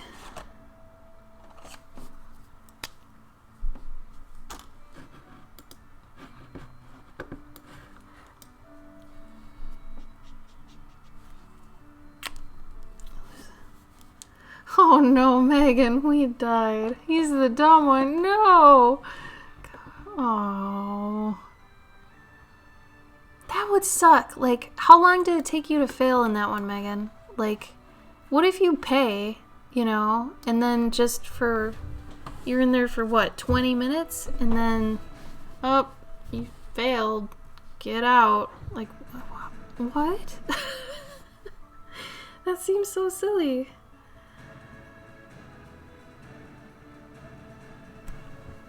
Ugh. So you really pay for being stupid, huh?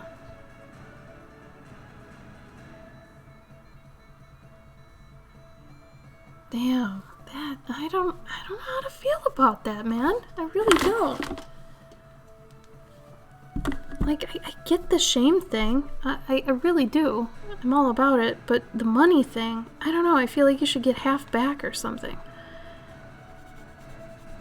That's probably just poor business stuff, and I suck at that, so I don't know.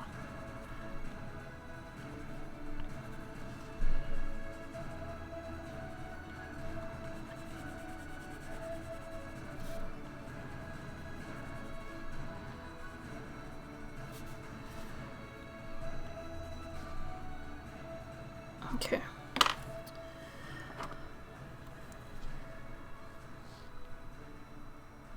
Oh yeah, don't rip things off the hinges, Jesus. What is up with you, Faber-Castell? Get out of my life. I'm over you. Can't even do what you're meant to do, you piece of crap.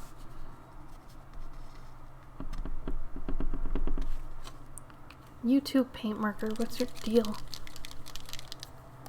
That's fair. Good point, Sheldron. Good point.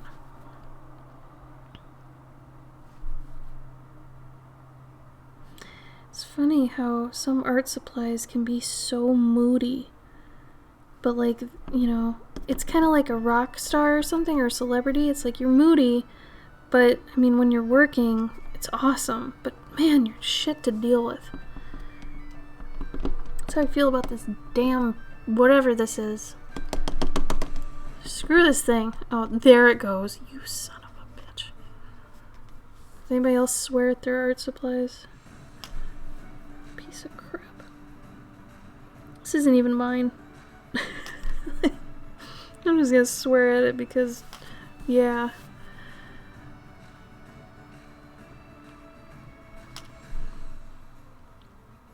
Oh yeah, we're gonna backlight this motherfucker. Yeah. It's gonna get cool in a minute. Maybe. Yeah,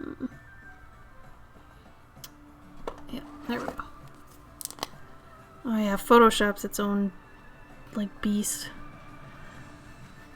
I don't swear at it as much as I used to. Like, we're on better terms now, you know? Because I know its quirks. I get it. I'd have those problems too if I were it, but I don't know. I find myself swearing more at just stupid materials not working like they're supposed to.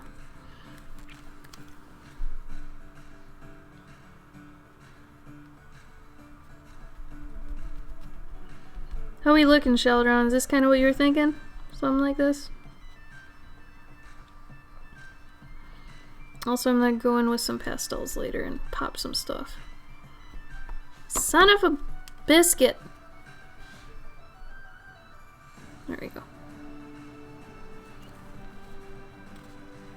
What, I can't blur this like other things? Get the hell out of here, really? Oh my god. I love and hate this. Oh, good. Don't shout at Clip. Clip is trying so hard. Clip Studio is precious. Stabbed with a needle. Oh, yeah. Oh my god. Bro, I want to take up embroidery when I get a chance. LOL time. But when I get there, oh, I know it's gonna be a whole thing. I'm gonna be so mad a lot of the time. I get it. I'll get there.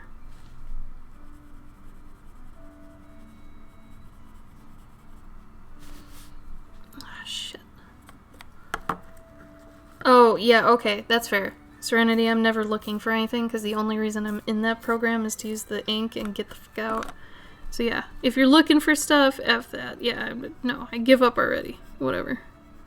We're done here. Forget it.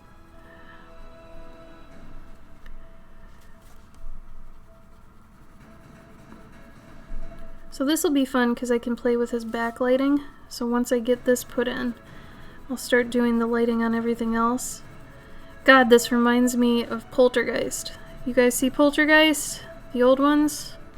Oh my god. Those screwed me up. I couldn't go near TVs that had static forever. I still can't. Like, do you remember that Michael Keaton movie, White Noise? Like, because of Poltergeist, I could not watch White Noise. I wouldn't. And I have a thing with aliens, and I heard that it has aliens too, so I was like, damn it. I can't do anything with this movie. Oh, Needle Felting has such cute things, though. Oh.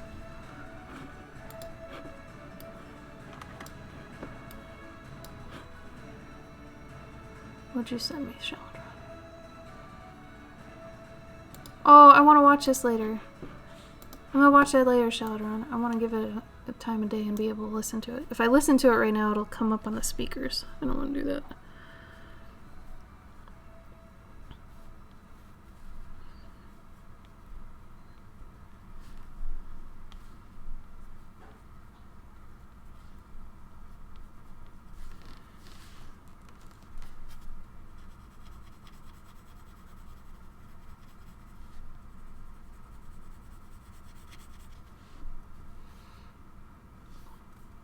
A volcano? Really? With Tommy Lee Jones? Oh, wait. Okay. So Dante's Peak. You remember Dante's Peak? I get it. If you're scared by volcano, yeah. Because there's that part where the guy melted, and then there's the part in Dante's Peak with the grandma in the acid lake. Yeah, no. Not life safe. That stuff stays with you, dude. Totally stays with you. Yeah, the subway scene. Right, Artsy? The subway scene with that guy? Oh. Nope. Can't do it. But yeah, Dante's Peak with the grandma. People melting is a really strange, scary visual. Same in Terminator. That part's hard to watch. A little bit. It was funny because I was watching like Midsummer and what was the other one? In Hereditary, when I had what I thought was corona, and it still could be. I just don't like saying, I had corona. I was sick as hell for 2 weeks straight, though. But anyway, I was watching those movies, and when I was watching them, I was like, yeah, that's kind of disturbing. Oh well, that's okay. It's cool, though. And, I kind of just wrote it off. And then for some reason, last night, like, a couple scenes popped into my head, and they were more scary last night than they were when I was watching them. It's like, how does that work? That doesn't seem fair.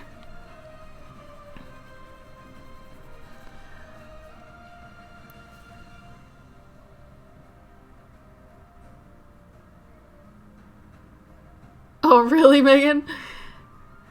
Midsummer was okay. I didn't like it as much as I liked Hereditary. The visuals in Midsummer are definitely worth watching if you like the whole this looks so cheery but is actually super dark thing. It's got some cool ideas in it. Let's see, I'm trying to think of how not to spoil things. But yeah, if you're into kind of visuals that are neat and, art direction in it, yeah, it's cool. Hereditary, though, I found a little bit more eerie and haunting. And it was a lot more pagan and stuff in some ways, and I liked that. So that was neat. But yeah, I don't know. It kind of depends on what's your thing more. Because I think the whole idea, if I can even say it, about Midsummer is a bunch of bro-y guys basically get their ass handed to them, I guess. So if you want to see a bunch of bros get their comeuppance, that's the movie for you. I don't want to say it's a feminist movie because I didn't even like the part with the girl getting her revenge sort of thing. I was like, man, that's kind of sad. Grow up, be bigger. Be bigger than that. However, if you guys want a good kind of creepy movie but like is super deep and psychological, I have a thing for what's his face? I can never remember his name when I want to. Oh my god. Give me a minute. It's the guy who did Black Swan, Noah, all those movies. Recommend for a Dream. Come on, man. Starts with a D.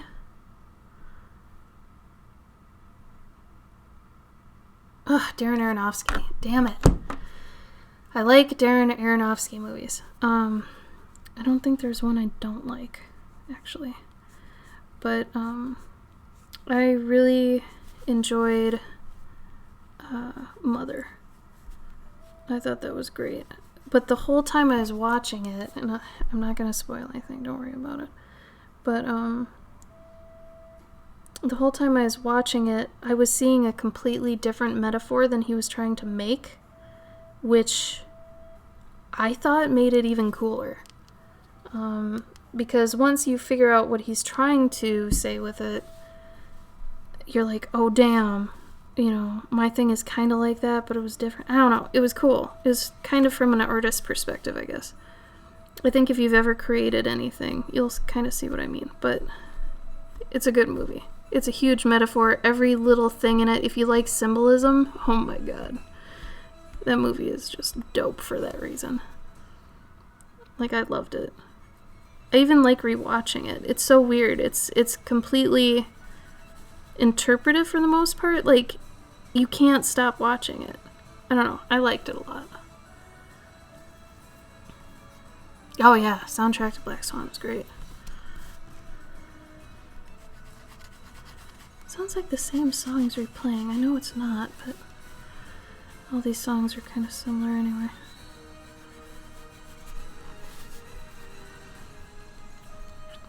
He needs to be black.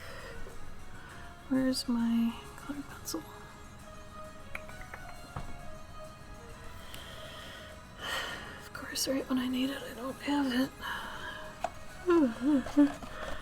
But yeah, Mother was great. And I watched it twice. It was funny because I watched it through once alone, and I was like, oh my god, I have to show this to Gabe. And then I watched it like the next day with Gabe. He liked it too. But yeah, I had totally seen a different thing, and it applied to everything he was trying to speak to, so that was pretty cool. So it's like you can see multiple things, and I'm sure somebody that isn't even an artist would probably see something else.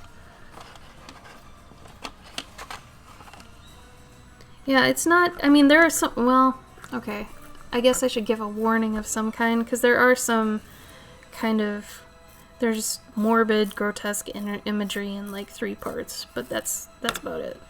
Like, I mean, if you watch other horror movies, you'll be fine, because it's not even a horror movie. I see it more like,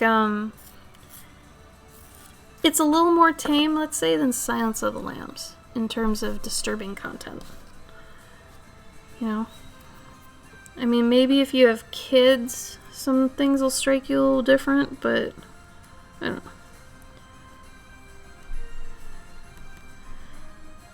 I think they marketed it weird too, because it's not exactly like calling it Mother makes sense only in some ways. Trying not to give anything away. But I really enjoyed it. I just like his movies. Requiem for a Dream really effed me up, though. Then again, I don't know anybody who's watched it who didn't get effed up by that movie. So, there's that. Like, that's one of those movies you can't easily rewatch. Like, I bought it back in the day, and I think I bought it just to show someone. And once I showed it to them, I'm like, you know, I really don't want to watch that really ever again. You know? It's like, under what circumstances are you like, yeah, today's this kind of day. Let's put on Requiem for a Dream. Ugh. You know? Very certain circumstances. You're welcome, Artsy. I think I'm pretty good at dancing around spoilers, so make it enticing but not give anything away, you know. I hope you like it. If you are, you know, an artist in any way, I think you'll appreciate certain things in the movie.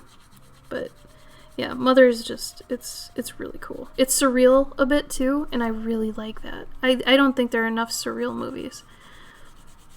I mean, if you're an Aronofsky fan too and you haven't seen Noah, I really liked Noah. I'm probably one of the only people in the world that like that movie, but I really enjoyed its take on, because he's not religious at all. In fact, I think he's an atheist. So the fact he took a Bible story and did his own spin on it, I loved it. It made it so much more fantasy, and I really liked that. And I liked Russell Crowe, and Jennifer Connelly was in it. And I don't know, I just really enjoyed that one too.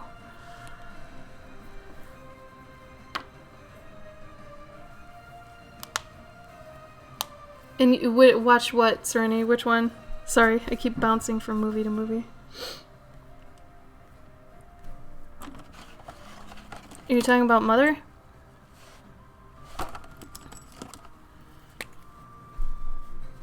Oh, Requiem? You watched it and didn't what?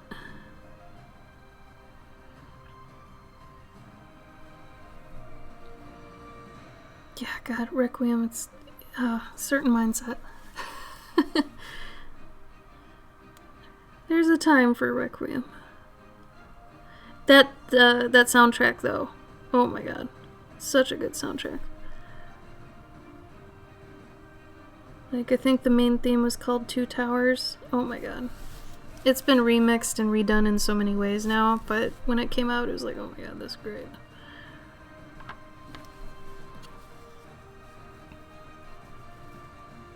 Oh, Serenity, does that word mean anything that Sheldron just said? Skrulim? Or is it like a proper name?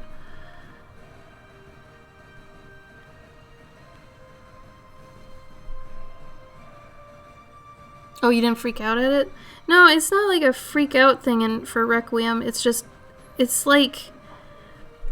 why would you put yourself through watching this movie? Because it's always just, it's just sad. It's like devastatingly sad and just mental. There's no horror in it, I don't think. It's just disturbing, and you're like, man, why do I want to watch Requiem? Said no one ever, like, I don't know. It's just I bought it and I never wanted to watch it again, really, because it's like, what's gonna happen, what each character goes through, and you're like, man, I don't know, I've never wanted to watch it again to see that again,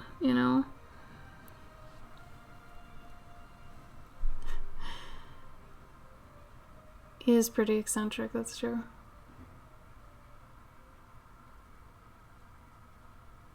Oh, cool. Hi, Identity Theft. Welcome.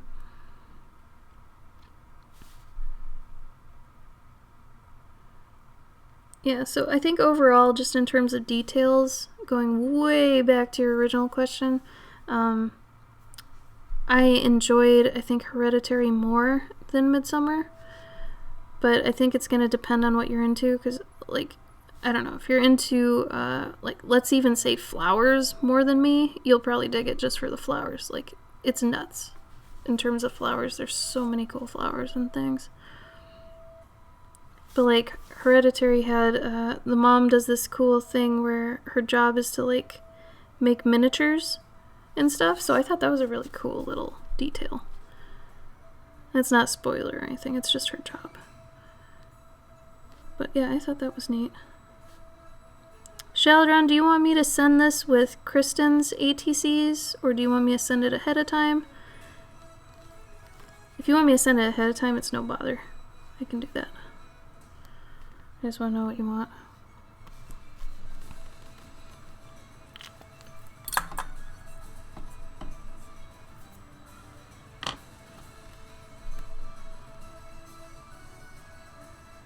Might be cool not even to see his face.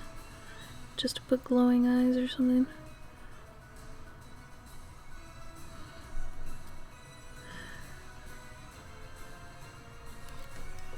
Send it with Kristen. You got it. For everybody coming in, here are my socials. You can find me basically on all social medias. My main is Instagram.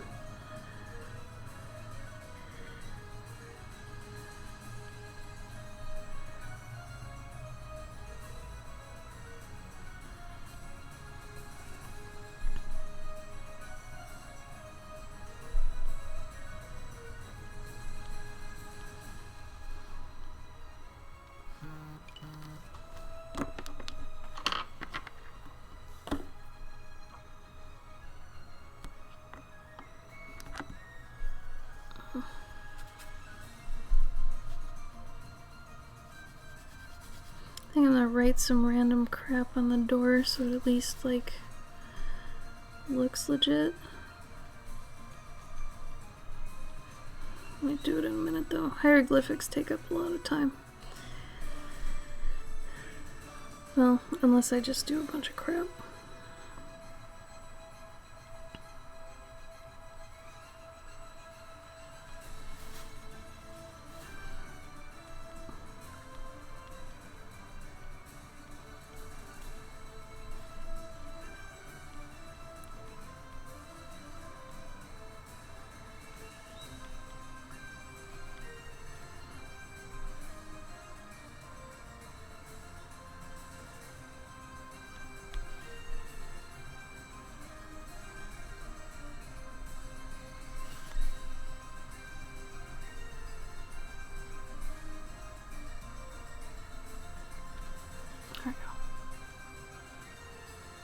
Oh yeah, and it's meant to give you anxiety for sure.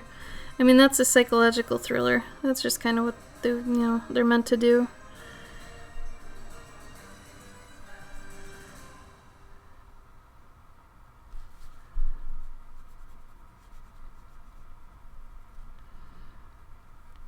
I'm just glad they're, I don't like jump scares or just gratuitous gore for no reason. I like smart horror movies, which I guess fit more with psychological thrillers a bit more than horror. Like, if I'm with a bunch of friends and we're watching movies, then yeah, like, gory ones are funny. But it's like, if I'm just sitting there and I want to be moved or enlightened somehow in some way by seeing some psychological thriller thing, because usually I gain something out of it. I can't really explain that too well, but there's usually something that I can take away from it, whether it's like something with art or cool staging or a neat idea. There's usually something to be gained from it, like every bad experience, right? So I usually put myself through those, but in terms of like gory movies or something, like like, you guys ever see 13 Ghosts? That's a good movie. Like, it's not good in terms of actors and stuff, but in terms of like what kind of characters are in it and how interesting it is that nothing's really been like that since it got made, that sort of thing. It's a cool movie for that reason. I think I look for just kind of interesting, rich movies, whether they're good or bad sometimes.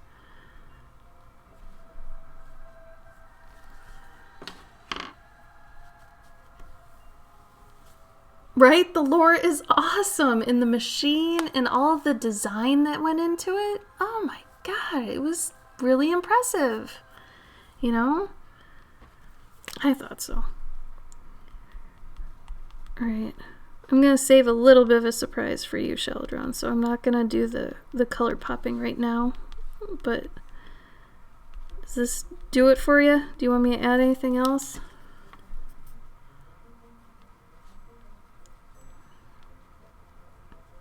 Is this what you're shooting for?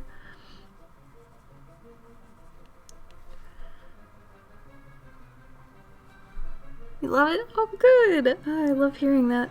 I think that's been my favorite thing with making these ATCs lately, is hearing, that people actually like what I did for them. Because it's like, they're kind of fun in the term, like, there's something cool about quick art that's kind of made on the spot. I guess I don't want to say it's kitschy, but it's got that surprise element to it that makes it unlike any other art you can really get, I mean, at least when I was hooked on ATCs, like, that sounds bad, but when I was, that's kind of what I was into it for. I thought it was really cool just to be getting so many cool, like, original things.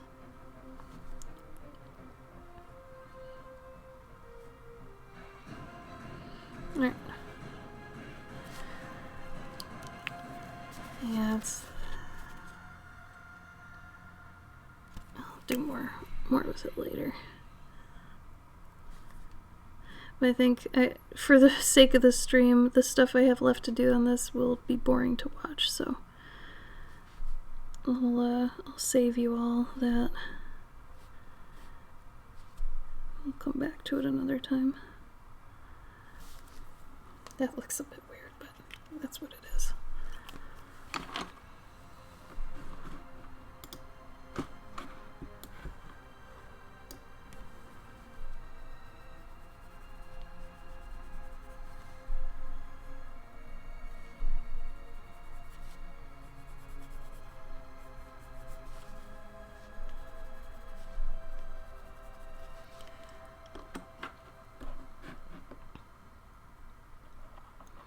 Wow, 7 keys. That means it's hard, right? If Disney built an official escape game, we all were Baton Rouge and realized it could probably be this good. Wow, I really like the building it's in. That looks cool.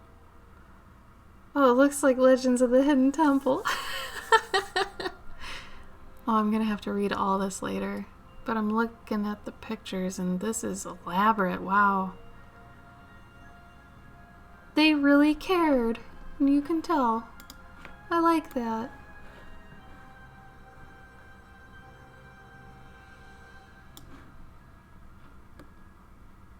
Yeah, and for 13 Ghosts, they usually write it like with the word 13. But if you're looking it up. Yeah, identity theft. I could see that. I can definitely see that. Yeah, 13 Ways to Haunt People. It's true, it's cool. The Black Zodiac book, right? I think it was my favorite Matthew Lillard movie, too. He was really fun in that. And Tony Shalhoub. It was a really weird mix of actors, really. I don't know, I enjoyed it. My age is showing. Yeah, I feel you. I'm with you there. This was actually very enjoyable to do. I haven't done anything Egyptian probably since 2008, I'm gonna say. Because I made a whole game on Egyptian, like, hidden object. It was an Egyptian hidden object game. And I think that was the last time I did anything Egyptian. It was that long ago. So thanks, Sheldron. This was actually kind of fun. I enjoyed myself the whole time. Plus Anubis is cool. He's a cool boy. Twitch Prime subscription on cooldown. Whoa. What does that mean? Kilo, I'm confused. Also, if anybody, speaking of subscriptions, for those of you who are thinking of subbing to me here, I would almost rather have you do it on my Patreon. Because if you do $3 on Patreon, you get a lot more out of it than you do on Twitch here. And plus, just Twitch doesn't... They take a good chunk, where Patreon, I feel like, is just better. So if anybody actually wants to, I don't know, support me and get something for it, you can get a lot more on Patreon. At least $3 and up. $1 you don't get anything, but $3 up you get rewards. I might do another one here. God, these look so washed out on the camera. Damn you!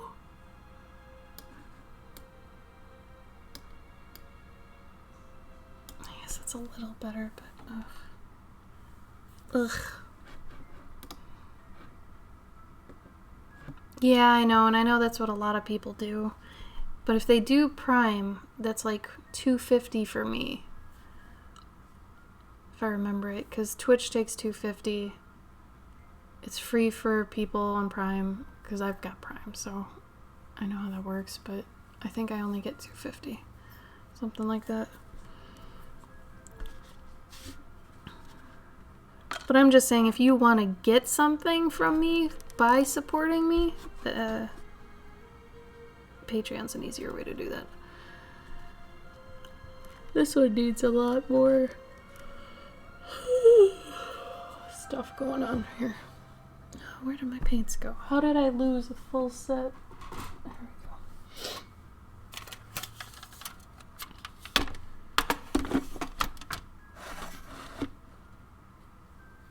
Oh, that's dope, Sheldron. Oh, bye, Megan. Love you too. Thanks for coming. That's really cool, Sheldron. Are there other escape rooms that go above and beyond like that.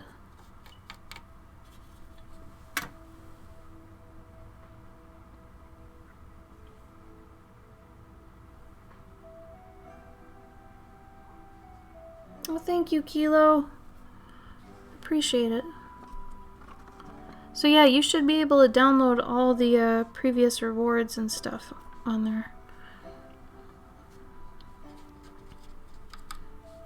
If it's working right, which hopefully it is. Really, Sheldon, that's crazy. Well, I'm glad you at least got to experience that. That sounds cool as hell. Oh, thanks for the follow, Identity Theft.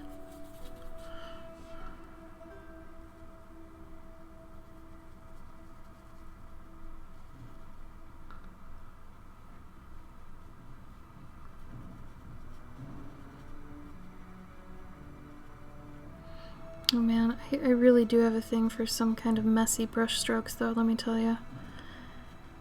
Especially if far away they make something and then up close it's like, wow, those are scribbles. Cool. I like it.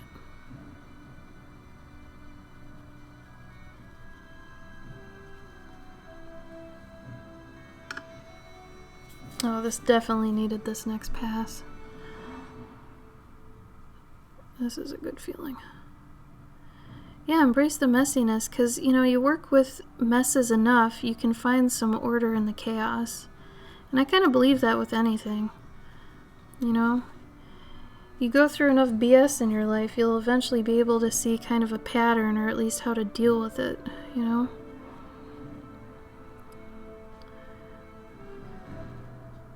That's my belief, anyway. It's worked pretty good for me. Oh yeah, this is so much better. Oh gosh.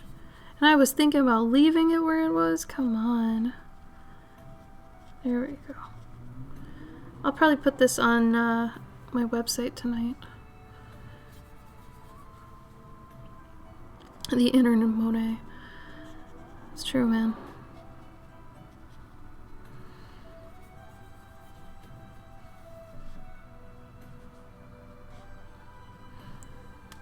Alright, now let's pop this dirt. Pop this dirt. Thanks, homie. Yeah, I tend to be chill. There are a couple times I kind of get, you know, ranty. But I think when I rant, it's for a good reason. I like to think that anyway. But I guess anybody who rants probably thinks that their ranting is worthwhile and blah, blah, blah. Anyway, I'm glad you think I'm cool. Thank you for that.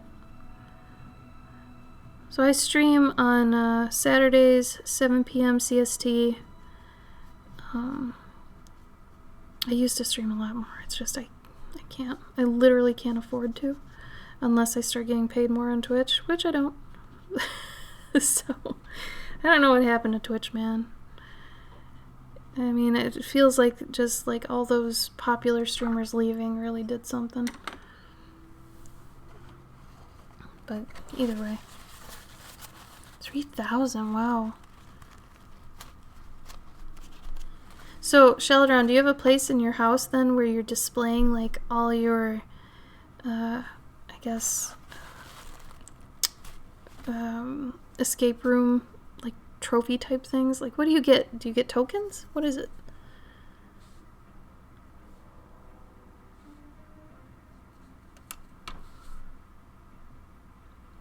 Yeah, there are a lot of streamers these days. And I mean, I started 4 years ago now, and it wasn't so bad, but I felt late to the party back then. And now it's just, I don't know. I don't know. I also feel like Twitch has changed their algorithms a bunch of times, so it's really not helping. And I mean just artists in general, let's be honest. We're not their moneymakers, so they don't really put much into our side of things. Which, from a business standpoint, I get it. I would do the same thing. I get it. I understand Twitch. Doesn't mean it doesn't suck. Just means I understand it. There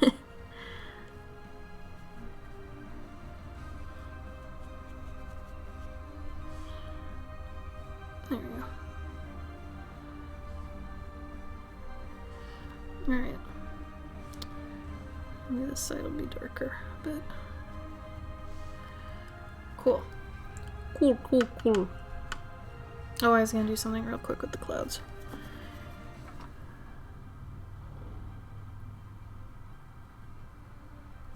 There we go.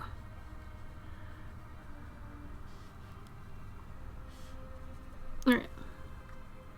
Let's try one more. We'll do one more of these. Oh, you get pictures on Facebook? That's cool. Yeah, and what sucks is even if you're a gamer and also an artist, gaming on your art stream really doesn't gain you anything because there's such separate demographics that a lot of people who game don't necessarily care to watch art streams, so it's not like there's any overlap. It's very seldom if there is.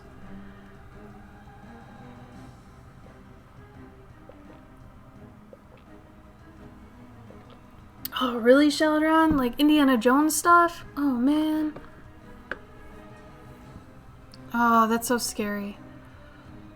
That actually was probably one of the worst scenes for me to handle in Indiana Jones was Temple of Doom when they went into that little room and it started, you know, coming down. It's like, damn it, I can't handle that. Let's do another isographic or isometric view, and I want to do something more like that again because I really enjoyed doing the stone on that. I pictured my little mice towns I do for that, and it was too fun. Too fun.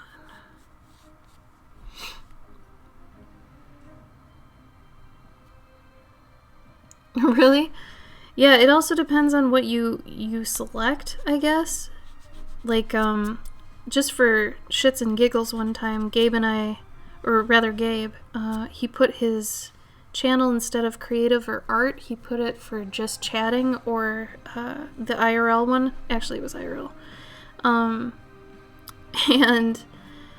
the number of trolls you get in that one versus everything else and just the type of people, completely different. It was so weird. Completely different demographic.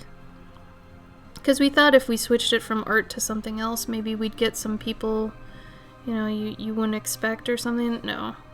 Really, it's just... ugh. It doesn't matter. Maybe I'll extend it. Let's extend it. Screw it. I don't have a grid here, so it's just kind of by my experience, I guess. But let's do this. I kind of want to do another one of these.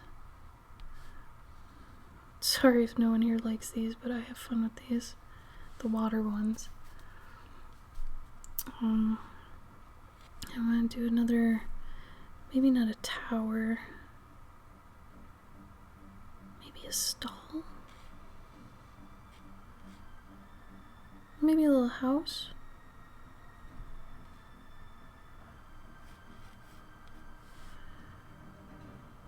I kind of want to do a ladder off something. Let's try a house.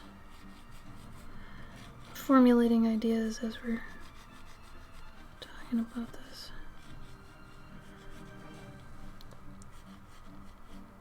No, I want it bigger than that. Bigger than that.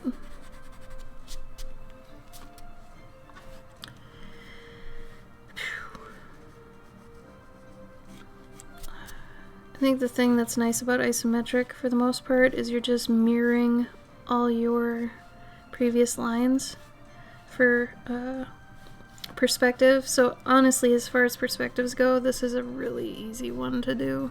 So it's just you make a primitive and then everything is kind of just mirrored off of that.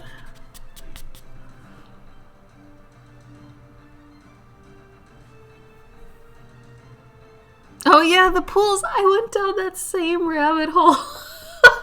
Dennis. It's crazy. I like the time-lapsed ones where it shows him digging it out and then he's smoothing it and then he eventually fills it and stuff. It's got little like dirt stairs and stuff. Dude, I went down that same one. That's so crazy. It's weird though. Like, it makes sense, but it's like one of those things you never think about. And then you see it and you're like, oh, well, yeah. Duh. That makes sense, you know? That's so funny. Oh yeah, we're gonna make a little door here. Hell yeah. Let's put in a little barrel. Y'all like barrels? Let's do a barrel. Let's get crazy. Put in a barrel. I'm gonna do some heavy wood shit in this. We're gonna go a little nutty. This is my last one of the night, so I'm gonna do what I wanna do. I'm gonna do dome roof. Yeah, dome roof. It's gonna be some thatched hay shit. I'm gonna put a big old plank here, something. Kinda calling back to Vikings, kinda not. Totally just doing what I want right now. Yeah, this is gonna be like hay. Something.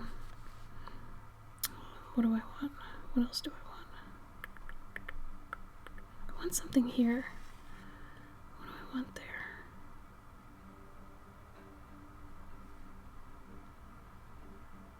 I'm gonna do a bell. Screw it. You'd be like, what? A bell? Give me a minute. It's gonna be nuts. This is going to be crazy. I have a thing with bells. I love bells.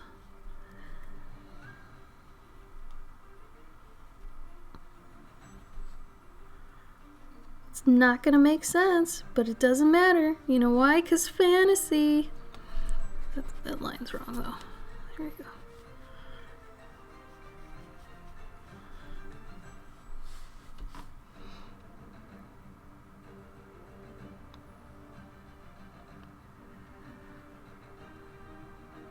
Really, Serenity? Like the internet just in general is crap? It like doesn't matter what kind of provider you have, you just always have crap internet? That's nutty. That sucks. I like that this whole purpose of this little house is maybe to just have this giant bell here. Because, I don't know, maybe there is a bug or a grasshopper that lives here or something. And they just ring their bell to either warn people or summon people or something. And I am into that. That sounds awesome. I also like doing these little tufts that come off of these kind of houses. I've done this maybe twice to some houses I've done in the past, and I love it. I don't know why. Maybe... Nah, it'll be fine like that. Let's do a little window. Because, you know, fire stuff. If your house starts on fire, you need more windows and doors. There we go. There we go. And screw an actual door. We're gonna put a little piece of fabric here. F it, we're alone. No one's gonna come in here. You thought the whole house was a bell? Damn, that's a good idea. I'm into that. It's a little too on brand for me to be into that, but you know what? I don't care. That's a good idea. I like it. Were I not this far in this, I would totally change the whole fucking thing to be a bell. Forget it. Oh, that's so weird, Serenity.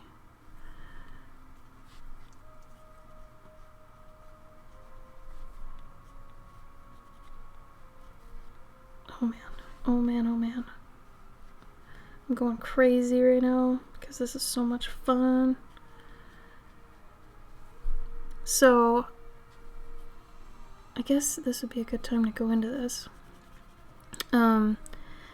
So I thought of this thing a while back, and I call it my happy hardcore list. For those of you who have heard this, I'm sorry. I'm saying it again, because I think it helps people. I don't know. So it's called a happy hardcore list, and I called it that because I actually like the happy hardcore genre quite a bit. But it also applies to the idea of the exercise for artists. And I guess you could do it too if you're a writer as well. But the whole idea is you make 2 lists, one that you call your happy list and one that you call your hardcore list. And if you're having, let's say, a bad creative day, you go to your happy list, and your happy list is full of a bunch of things, I'm going to say, that are in your comfort zone. So, you know, for me, whatever's going on here is kind of in my comfort zone, like leaves and cute fantasy buildings and animals and stuff like that.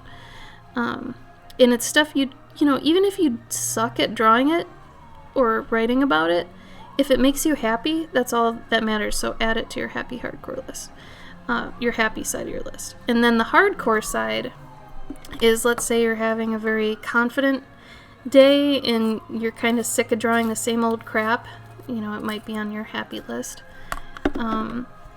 Then switch to your hardcore list, which should be a list of things you need to improve on. So, you know, maybe your thing is anatomy, maybe it's vehicles, maybe it's architecture, maybe it's coloring, stuff like that. Anything you need to work on, have that list ready. So if you're having a good day and you're like, yeah, man, I could take on the world, you know, refer to that list. Because then I think a lot of the time when we have these sorts of good or bad days, we don't really have a reference on, you know, well, you sit down to do something and you're kind of lost. This would prevent that whole part of being lost from happening, you know? So I think it's helped people in the past. And, you know, it's good to have some things that you can always come back to that are in a comfort zone. Just don't get dependent on them. As an artist, you want to, you know, have those things that make you happy just to bring you back to why you love art. But at the same time, you know, as an artist, you want to grow and experiment, learn new things to incorporate them into the things that you like, stuff like that. So, if you've never done that before, I highly suggest, you know, giving it a shot. Just make 2 columns, one that says happy, one that says hardcore, and, you know, maybe do 5 things on each side. And, you know, just a side note on anatomy, not everybody needs to know anatomy. I know a bunch of art stiffs would get mad at me for saying this, but if you're the type that likes to draw motorcycles more than anything in the world, yeah, anatomy might be good sometimes when you want to draw someone on the motorcycle, but don't put all your effort into drawing and spending time on something you really don't give a shit about. You know, spend your time on the things you like to do, because more often than not, then you'll get attention for those things you like to do. And isn't that kind of the idea? You want to get jobs and attention for the things you like to draw, so that you don't get a reputation for doing the things you don't want to do, right? Or getting hired for a job you don't want to get hired for. Because in terms of let's say your portfolio as an artist, don't put in things you can do, put in the things you want to do. Because, like, in my case, I went to college for animation, and that included 3D stuff. And yeah, I can do 3D. And yeah, when I worked in games, I did for a while, but it's like, is that ultimately what I wanted to get hired to do? No. I wanted to do character and concept design. But because I had 3D in there, and, you know, sometimes this happens, you'll come across somebody who's like, hey, I see you can do 3D. It's like, yes, I can do 3D, but do I want to do 3D? Not necessarily, but if at that time, let's say you need a job, you need money, whatever, you'll take it, and then who knows, suddenly 10 years are gone. And you're like, why did I ever take this 3D job? You know? So, I mean, that's not my story, really, but it kind of sounded like it the way I put it across, but I think you get what I'm saying.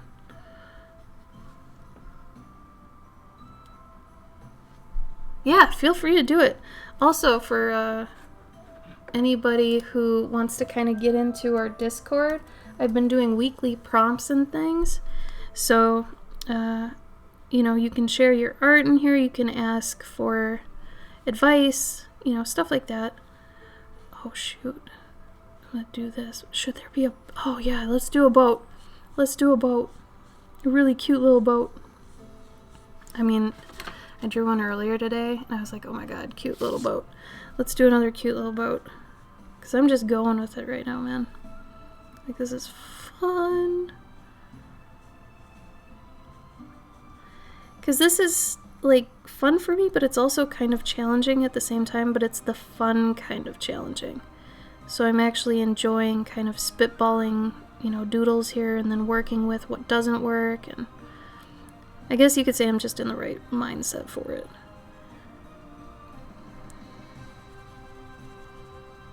There we go. So whoever lives here, I feel like, can just come out of their house and it kind of goes into this boat landing like situation, and then they can just, you know, row out to wherever they're going.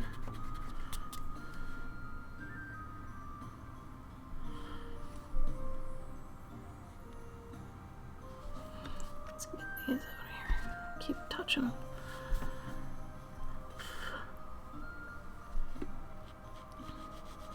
But yeah, I also have a Patreon for those that don't know. I have a $1 tier in case you just want to throw me a buck every month, like, I love you, hey, here you go. I also have a $3 tier though, if you want to get some cool stuff back every month. I have like a colorable calendar page and device wallpapers of my art. Let's see what else. Oh, and you get access to certain secret channels in our Discord where I show things kind of like this, but a little bit more rough, and I can give you critiques and things in a more structured area instead of our regular Discord. Stuff like that.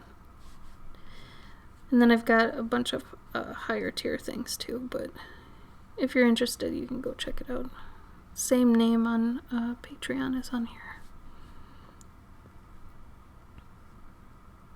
But as an independent artist, I have to say this stuff, just so people know.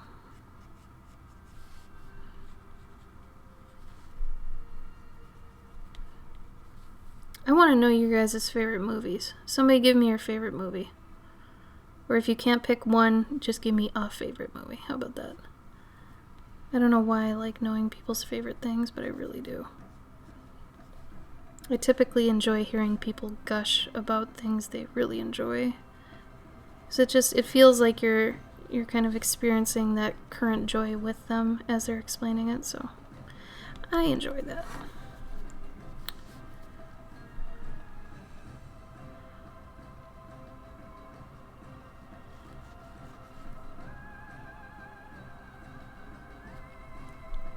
I'm going to take an in-progress pic of this, just in case I screw it up. Labyrinth, good choice. Alright, Sophia, thanks for being here. I hope your dogs enjoy their walkies. Princess Bride, John Wick, Shawshank. Oh yeah, Shawshank's good. John Wick is so much fun. Sheldon, did you know about the John Wick tour they were doing? Where they were taking all of his, like, weapons and cars and everything across the U.S.? I forgot when that happened. I think it was a year ago? Get in the boat, Grandma! We're going shopping! Yes! Grandma! I love that. I'm going out! Let's go to the market! It's only a 5-hour boat ride. Come on, Grandma. Alright, I'm gonna do the top of this first, because I don't know why, but I pick the weirdest places to start, I feel, sometimes. But I don't really care. I really want to.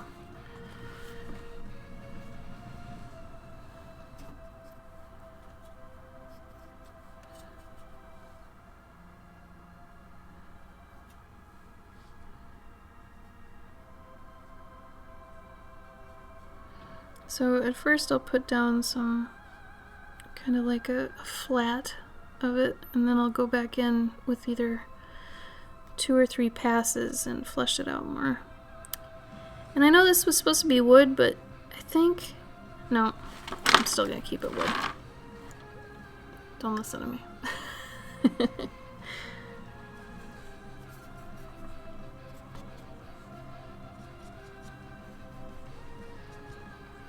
I love all these choices. Now, why do you like that movie? My favorite thing is to ask people why they like stuff. I feel like you learn more about a person asking them why they like something than what it is, too. So, tell me why you like that thing.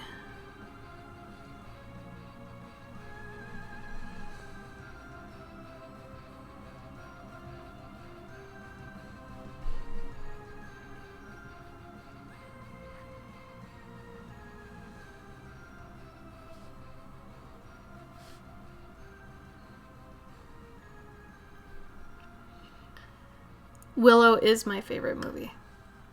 So I'm with you on that. It's near perfect, man. Like, for real.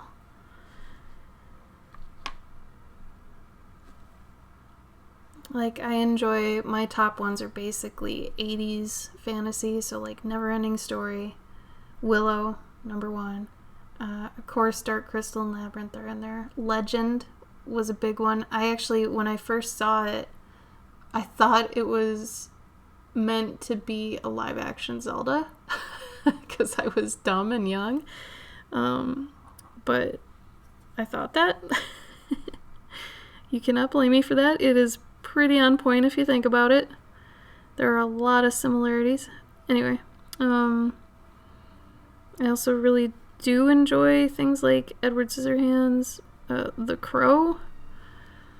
Really good movie. How about, are there any movies you know all the words to? I'd also really like to know that. Aw, Dennis. I agree. Princess Bride is basically a flawless movie, too. There's so many good ones, man. Like, and I feel like movies were better back in, like, the 80s, early 90s. I don't know. I enjoy that era a lot. Even rom-coms, dude. Like, for real. I think this house is just gonna be, like, beige or something. Tropic Thunder. LOL. Lord of the Rings. Really? Extended version or normal?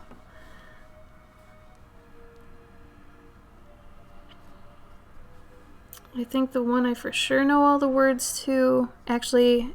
It's a tie between The Crow and Edward Scissorhands. Funny enough. I just watched them so much when I was little. Same with Milo and Otis.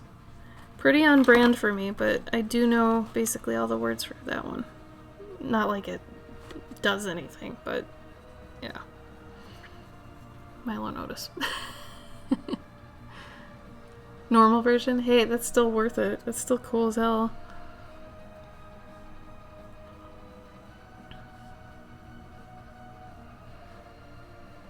I know a lot of comedies, too. Like Talladega Nights, Step Brothers. Gabe and I basically can just riff off Step Brothers for a long time. I love When Harry Met Sally. I feel like that is like the perfect rom-com. I actually just saw it for the first time this year. Like 2 months ago, I think it was. I saw it 2 months ago, and I watched it, and... I mean, I guess it's not a spoiler because it's such an old movie, but when they finally get together in the end, I wanted so much more of them that I had to watch it again, like the next day. I know that probably sounds crazy, but I craved their relationship. I thought it was so cute, dynamic, unique, and I enjoy Meg Ryan, funny enough, except I don't like Sleepless in Seattle. That movie's very creepy. If you think about it, if you reverse Tom Hanks and Meg Ryan's roles in that, it's creepy. Like, she is literally stalking him, and then she wins him. It's like, this isn't okay. I don't know, it's just really creepy. Yeah, I enjoy a good rom-com, I'll be honest. I haven't seen Say Anything yet, though. I keep seeing it, and I'm like, you know what? I should probably watch that, because I like rom-coms, and I'm like, you know. I don't like stupid rom-coms, though. Like, I consider stupid ones like the ones that are made, kinda, I guess, for high schoolers. I don't know. I know that's being super stingy and weird, but, you know. There's another movie I was gonna bring up, too. Oh, I forgot it. Went out the window. Oh, it was about John Cusack. Summer Rental and One Crazy Summer are also really good, like fun 80s summer flicks. They have so much in common, and I always get them kind of mixed up. Kind of like Captain Ron, too, with Kurt Russell. Kurt Russell's like my favorite 80s actor, I think. But, man, those movies are just so fun. One Crazy Summer, especially. That's a fun one. It's very unique. Like, once you see it, you kind of can't forget it.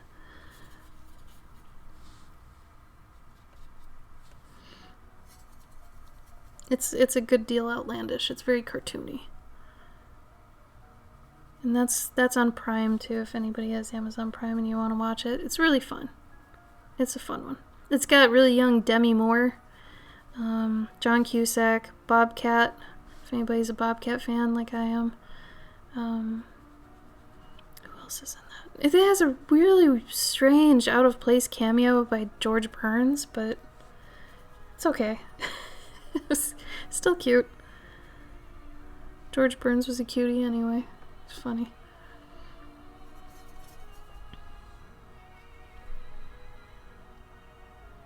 Oh, Little Shop of Horrors. I haven't seen that in so long. That one's a cutie. I have a soft spot for Rick Moranis, especially since in real life he's apparently a top-notch dude. Like, he left acting because his wife apparently died and he wanted to raise his kids well, so he quit acting to do that. So, like, Rick Moranis is A+ human.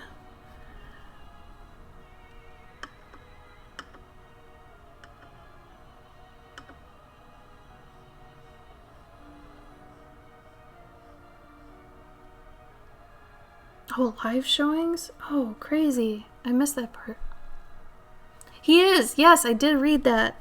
I'm excited for that. He's such a sweetheart. Oh, Rick. I always just picture him in Ghostbusters with his little earmuffs. Precious little guy. Honey, I Shrunk the Kids was a really cute movie. The other two, no, not bad. Honey, I Blew Up the Kid actually was good too, now that I think about it. Those are fun.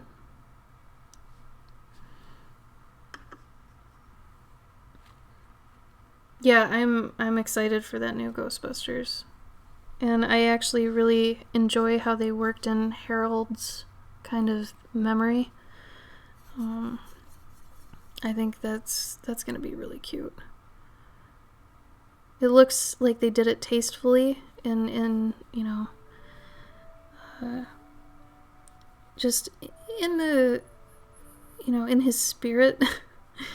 I say that as it's a ghost movie, but you know what I mean?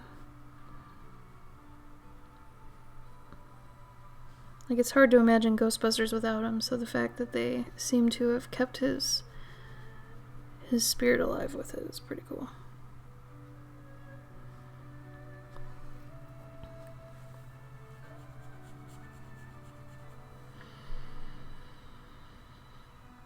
So the mistakes I made in this one from earlier, I'm remedying this time. So with this water here, God, that lighting is shit.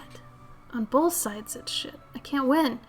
The lighting on the water here, I had to retrofit white in, but now I'm starting to try to just put the white in as I go. So even in a stream, it's, see how I mean when I say there's no failure? This wasn't a failure. This is still a piece. This is still, like, not a bad piece, you know?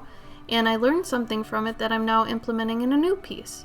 So, That's not a failure. You're still gaining experience. Failure doesn't exist. You just have to look at it as a sliding scale, basically. Yeah, right? Oh. Oh. That part was so sad. Oh, Ghostbusters 1 and 2 are also ones I know all the words to. Thank you for that reminder. Yes. I love it. I love both those movies so much. I think they're near perfect, too, from a script standpoint. Even from an acting standpoint, really. Timeless movies in that time. I love it. Just the 80s, man. Everything was better in the 80s.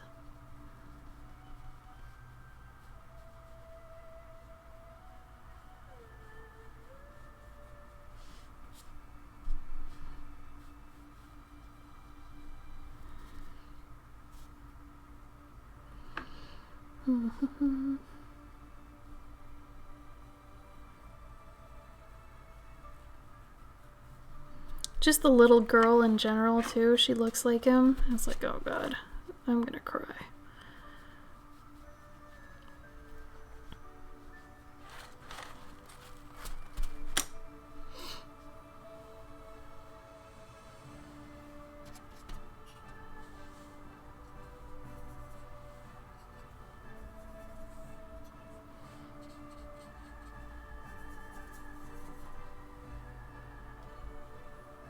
Connie, thank you for the follow. Yeah, I agree. I 100% agree. Really did.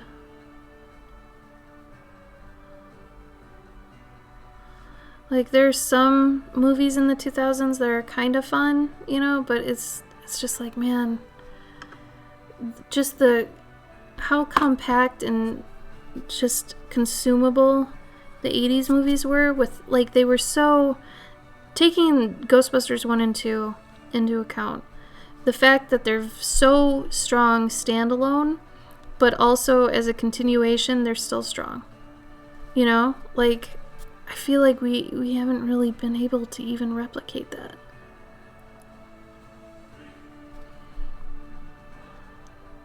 Just my opinion, but still. What else is a stream for other than my opinion? You know? Oh, thank you, Connie.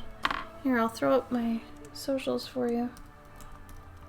So I'm not always doing these kind of little isometric chunks, but today I got in a total groove and a mood for them. So it's like when you have a craving for food. It's kind of the same thing. I have a craving to draw certain things. The other day it was wagons. I don't know, man. I don't know where this stuff comes from. It's just, that's what's happening. But thank you for the follow and welcome. I am glad you are here. Too much water, Ashley. Too much water.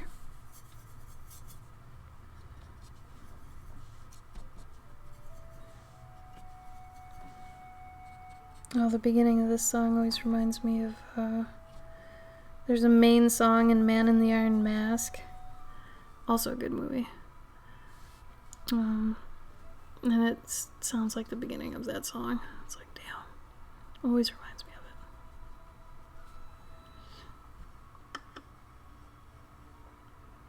it. Yeah! Serenity. Good point. Very good point. That's also true, Nomad.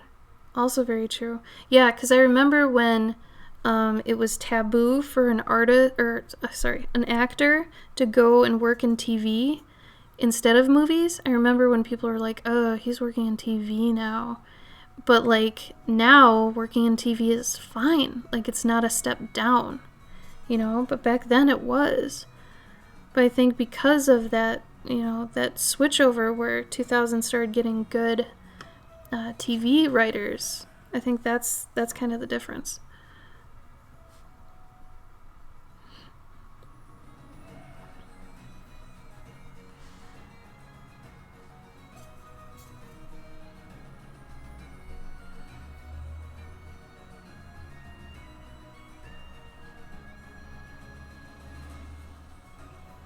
How about this? Favorite TV shows?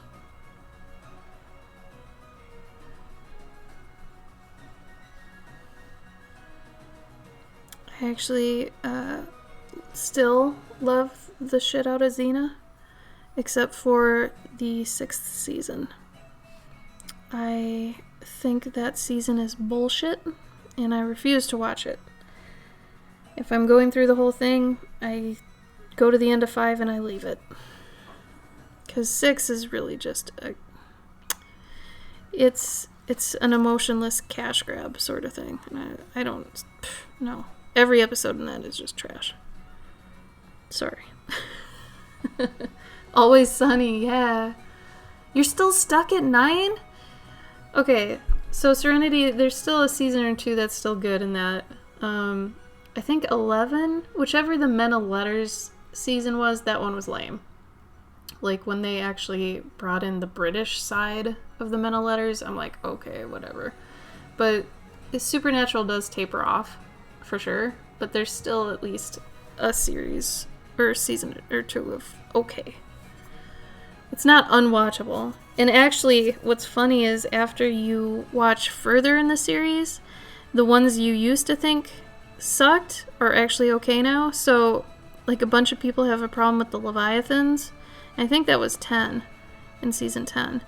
And first of all, in season 15, they're making fun of season 10 and the Leviathans, but you actually start to like the campiness of it. Like, when the Leviathans did happen, I actually enjoyed it because I did see it kind of like it was campy, kind of tongue-in-cheek, and I really liked Dick Roman. You know, I thought that was cool. You know, they weren't taking themselves so seriously, and it was kind of a super sci-fi idea. I don't know. I actually enjoyed it.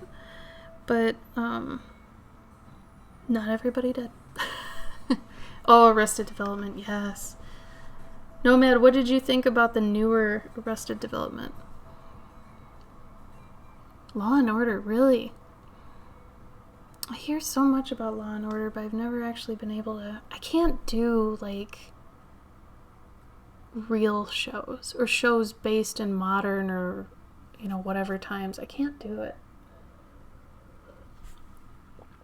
Here's a question for you guys. I'll let you decide. Should I do this one with inks like these two, or should I just go back in with my brown pencil? What do you think? Also, this is not the right kind of shading.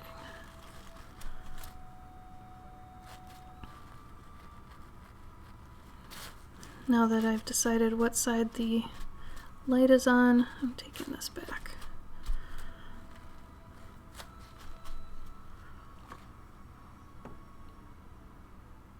Oh, I loved Kane. And no. Okay, so I have a soft spot for Timothy Osmondson, who plays Kane, because he was also in Xena. And he's just a very attractive, fun, older man character. I guess you could say. Oh, really, Nomad? So you like the very beginning of Arrested Development? Leviathans were 7, really? Weird. I thought it was way later. Try the pencils. Yeah, I don't think they're really a series so much as I'm just kind of effing around for today. But maybe we'll try a softer take, since this one has some more fluffiness to it. Maybe we'll just go that route.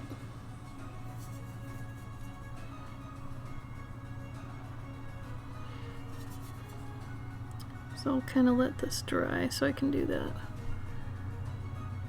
They absolutely are. I'm gonna put some more into this water though, so it looks like the other waters.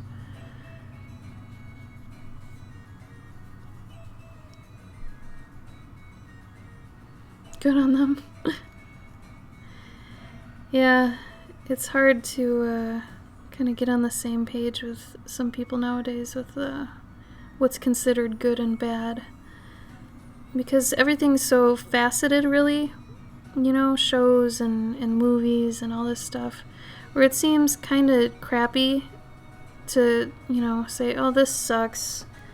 Like, what you like sucks. It's like, well, yeah, but if somebody's getting joy out of it, I guess, well, you know, then you kind of sound like an elitist, I guess, if you're crapping on it. At least my experience. So, yeah, I totally have your mindset with that, Nomad. Like, if they like it, cool, man. You know, all of us have guilty pleasures and stuff. And not everybody's guilty pleasures line up, you know? So to each their own for real.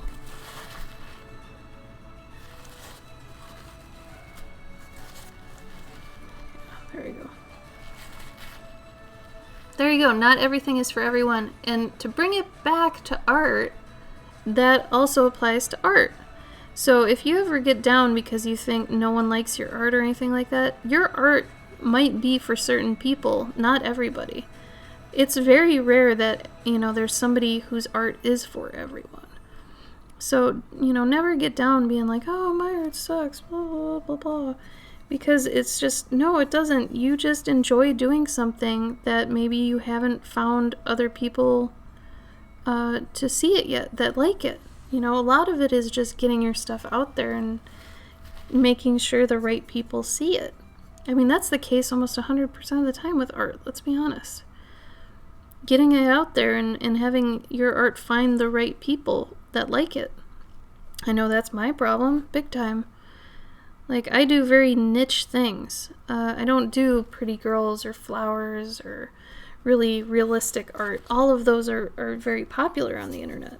You know, I don't do any of those things, mainly because I don't like to, and I'm not going to give in to the machine or play the game, as some people call it, and, you know, do the art I don't want to do just to get some praise or whatever. I'm not going to do that.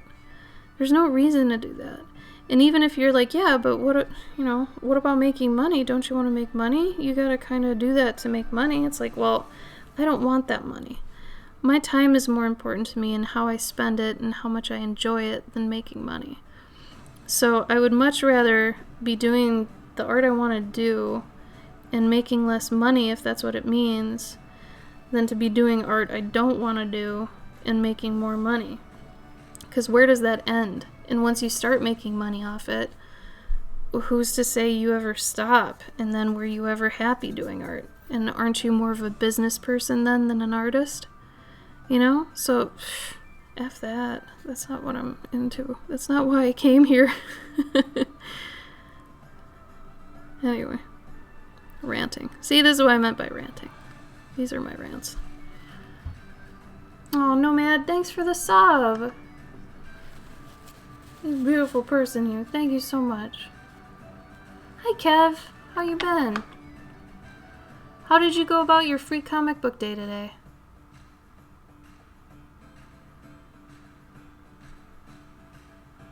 Hi, Scarlett.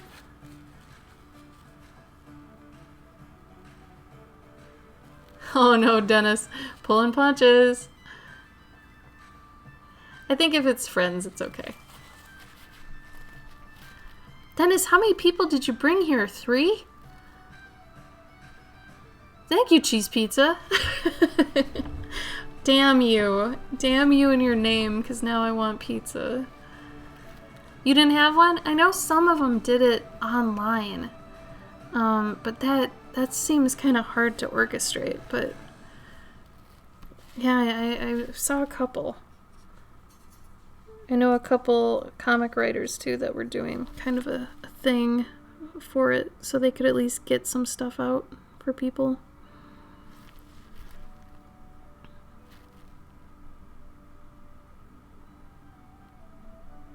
There's some texture out here. Get this boat in there.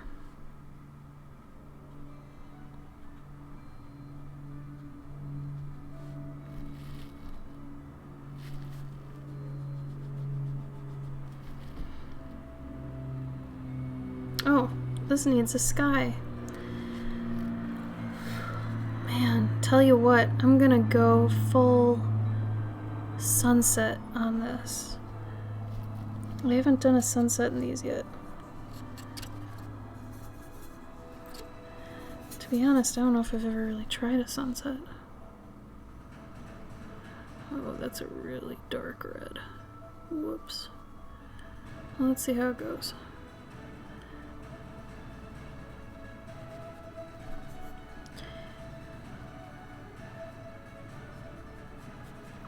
I need an orange. I should have had these prepped beforehand, but I didn't.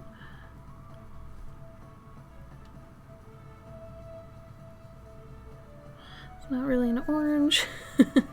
Shit, I touched some green. Whoops. Keep it going. Let's see where we go. Yeah, that's not too bad. Best friend Dennis, look me in the eye. Why?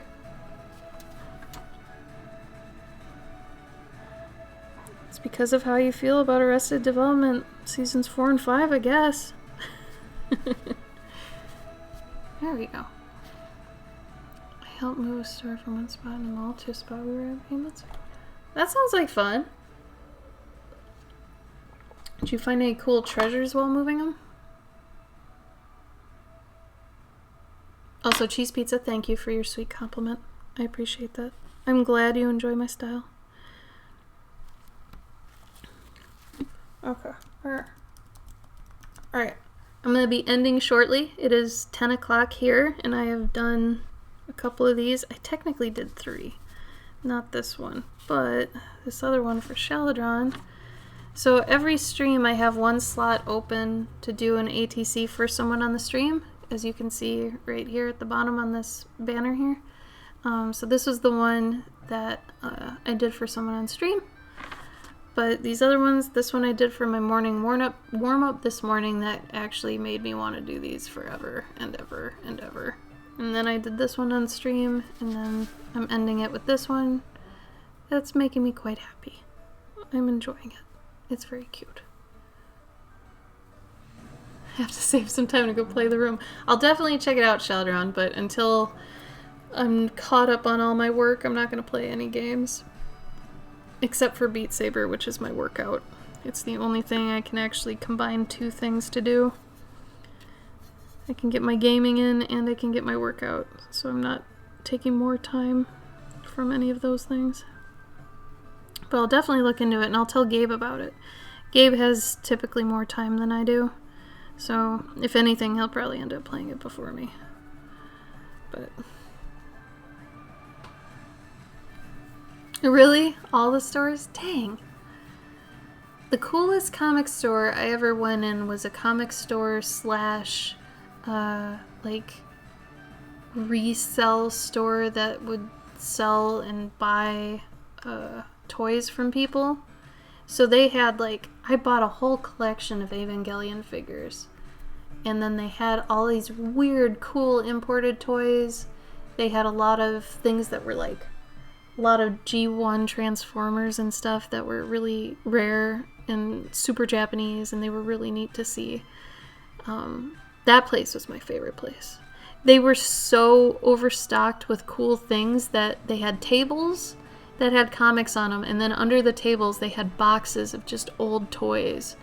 And, you know, it was just like those people who would sift through the boxes and stuff reap the rewards of what they found, you know? So it was just really a fun experience as well as being a store. I don't know. I really, really liked it. I went back there a few years ago and it wasn't the same. And that broke my heart. Because I thought they were so unique and so different.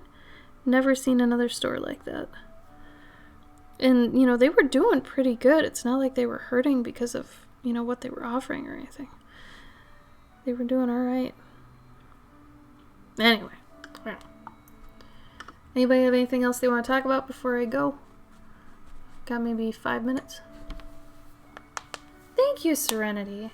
I think that's a good, like a good note to end on. This was the first one. This was the second one. This is the third one. And this one, I still haven't even done the line work yet. And I feel like it's still pretty strong. So thank you, Serenity. That means a lot. It's like you can only get so detailed on these things, though. And now that I know where the the light source is coming from, I can kind of work that in a bit better too. Oh, Scarlet, you're so sweet. You guys. Really? Oh, that sounds cool as hell. I'm already into it just based on the name. I went to LA three years ago? 3 or 4 years ago. For WonderCon. But I don't know. I didn't even know what to look for when I was there. I'd never been to California, so it was really... That place is surreal. California is crazy because it's almost like the, it feels like the surrealness of New York, but in a completely different way. Like, they both feel like theme parks to me, with, like, what's going on and all the people that live there and just the craziness. The absolute craziness. I'm a Midwest chick through and through. But damn. Like, those places. Wow. Something else. Something else entirely. So I'll have these up for sale on my store too. If anybody's really jonesing on one, you can grab it. And of course my patrons get, you know, a few bucks off everything I sell because I love them. And I have varying tiers on my Patreon too, depending on what your situation is. I've probably got a tier set up for you, so you can check that out. It's under Cloverkin. But yeah, this has been a fun day, just in general. I hope you guys have been having a good weekend, and I always appreciate you joining me here on Saturdays. I really hope eventually I can kind of, you know, get Twitch back up to being at least a little bit lucrative so I can, you know, start streaming more again, because I really did enjoy it, and I feel like, you know, a lot of people gain some stuff from, you know, when I was teaching more and things like that, but it's hard, man. It's like you gotta have your time kind of paid for in advance, you know? It's weird. Here we go. Yep. Get this in here, get some more land. Dang! Yeah. Some crystal clear water. Some dirt going on. Yeah, dirt. Alright. I didn't see the need for clouds in this one. I don't think we need clouds. Furniture made of books. Whoa. Oh, that's awesome. Pencil wall. Damn. Record him, Kev. Oh man, Stuart Little, I want to hear this rant. Go record him. I'm ending anyway, so you got no choice. Go record him. Hi, Nightmare Cuddles, welcome. Sorry, I'm at the tail end of my stream here. So I stream on Saturdays, for sure, 7 p.m. Central, usually until about 10 p.m., so 3 hours worth. Oh, Nomad, you're the new stream boss. I don't know if you saw that. It's right here. You're the guy now. Damn. You're welcome, Nightmare Cuddles. Here are my socials, too. Just in case you want to follow me and stuff. It's because of your sub, homie. Nomad, you did it. You did the thing. Congrats. Alright, yeah, so I'll probably be posting these throughout the week. I don't post on Instagram on the weekends because, man, getting any visibility on the weekend from Instagram is pretty much impossible. Actually, it is impossible, so. He'll go to his head. Oh, no. Oh, no. Oh, thanks, Nomad. You rule, man.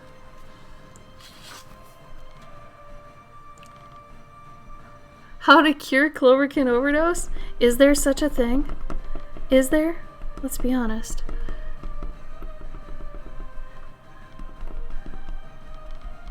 I don't know. More Cloverkin? Nothing but luck, man. I'm made of clovers. I got, you know, a website you can get more stuff from. Oh man, I got so many things. I keep busy, homie. I got all the things. Screw this paint marker though, for real. I'm over it. It's no good. Let me try this other one. Like you've had too much of me and you don't want any more, or you want more. I can't tell. I gotta shake it. More cloverkin to cure cloverkin overdose. Yeah. Yeah. Hey man, I'm good for your health.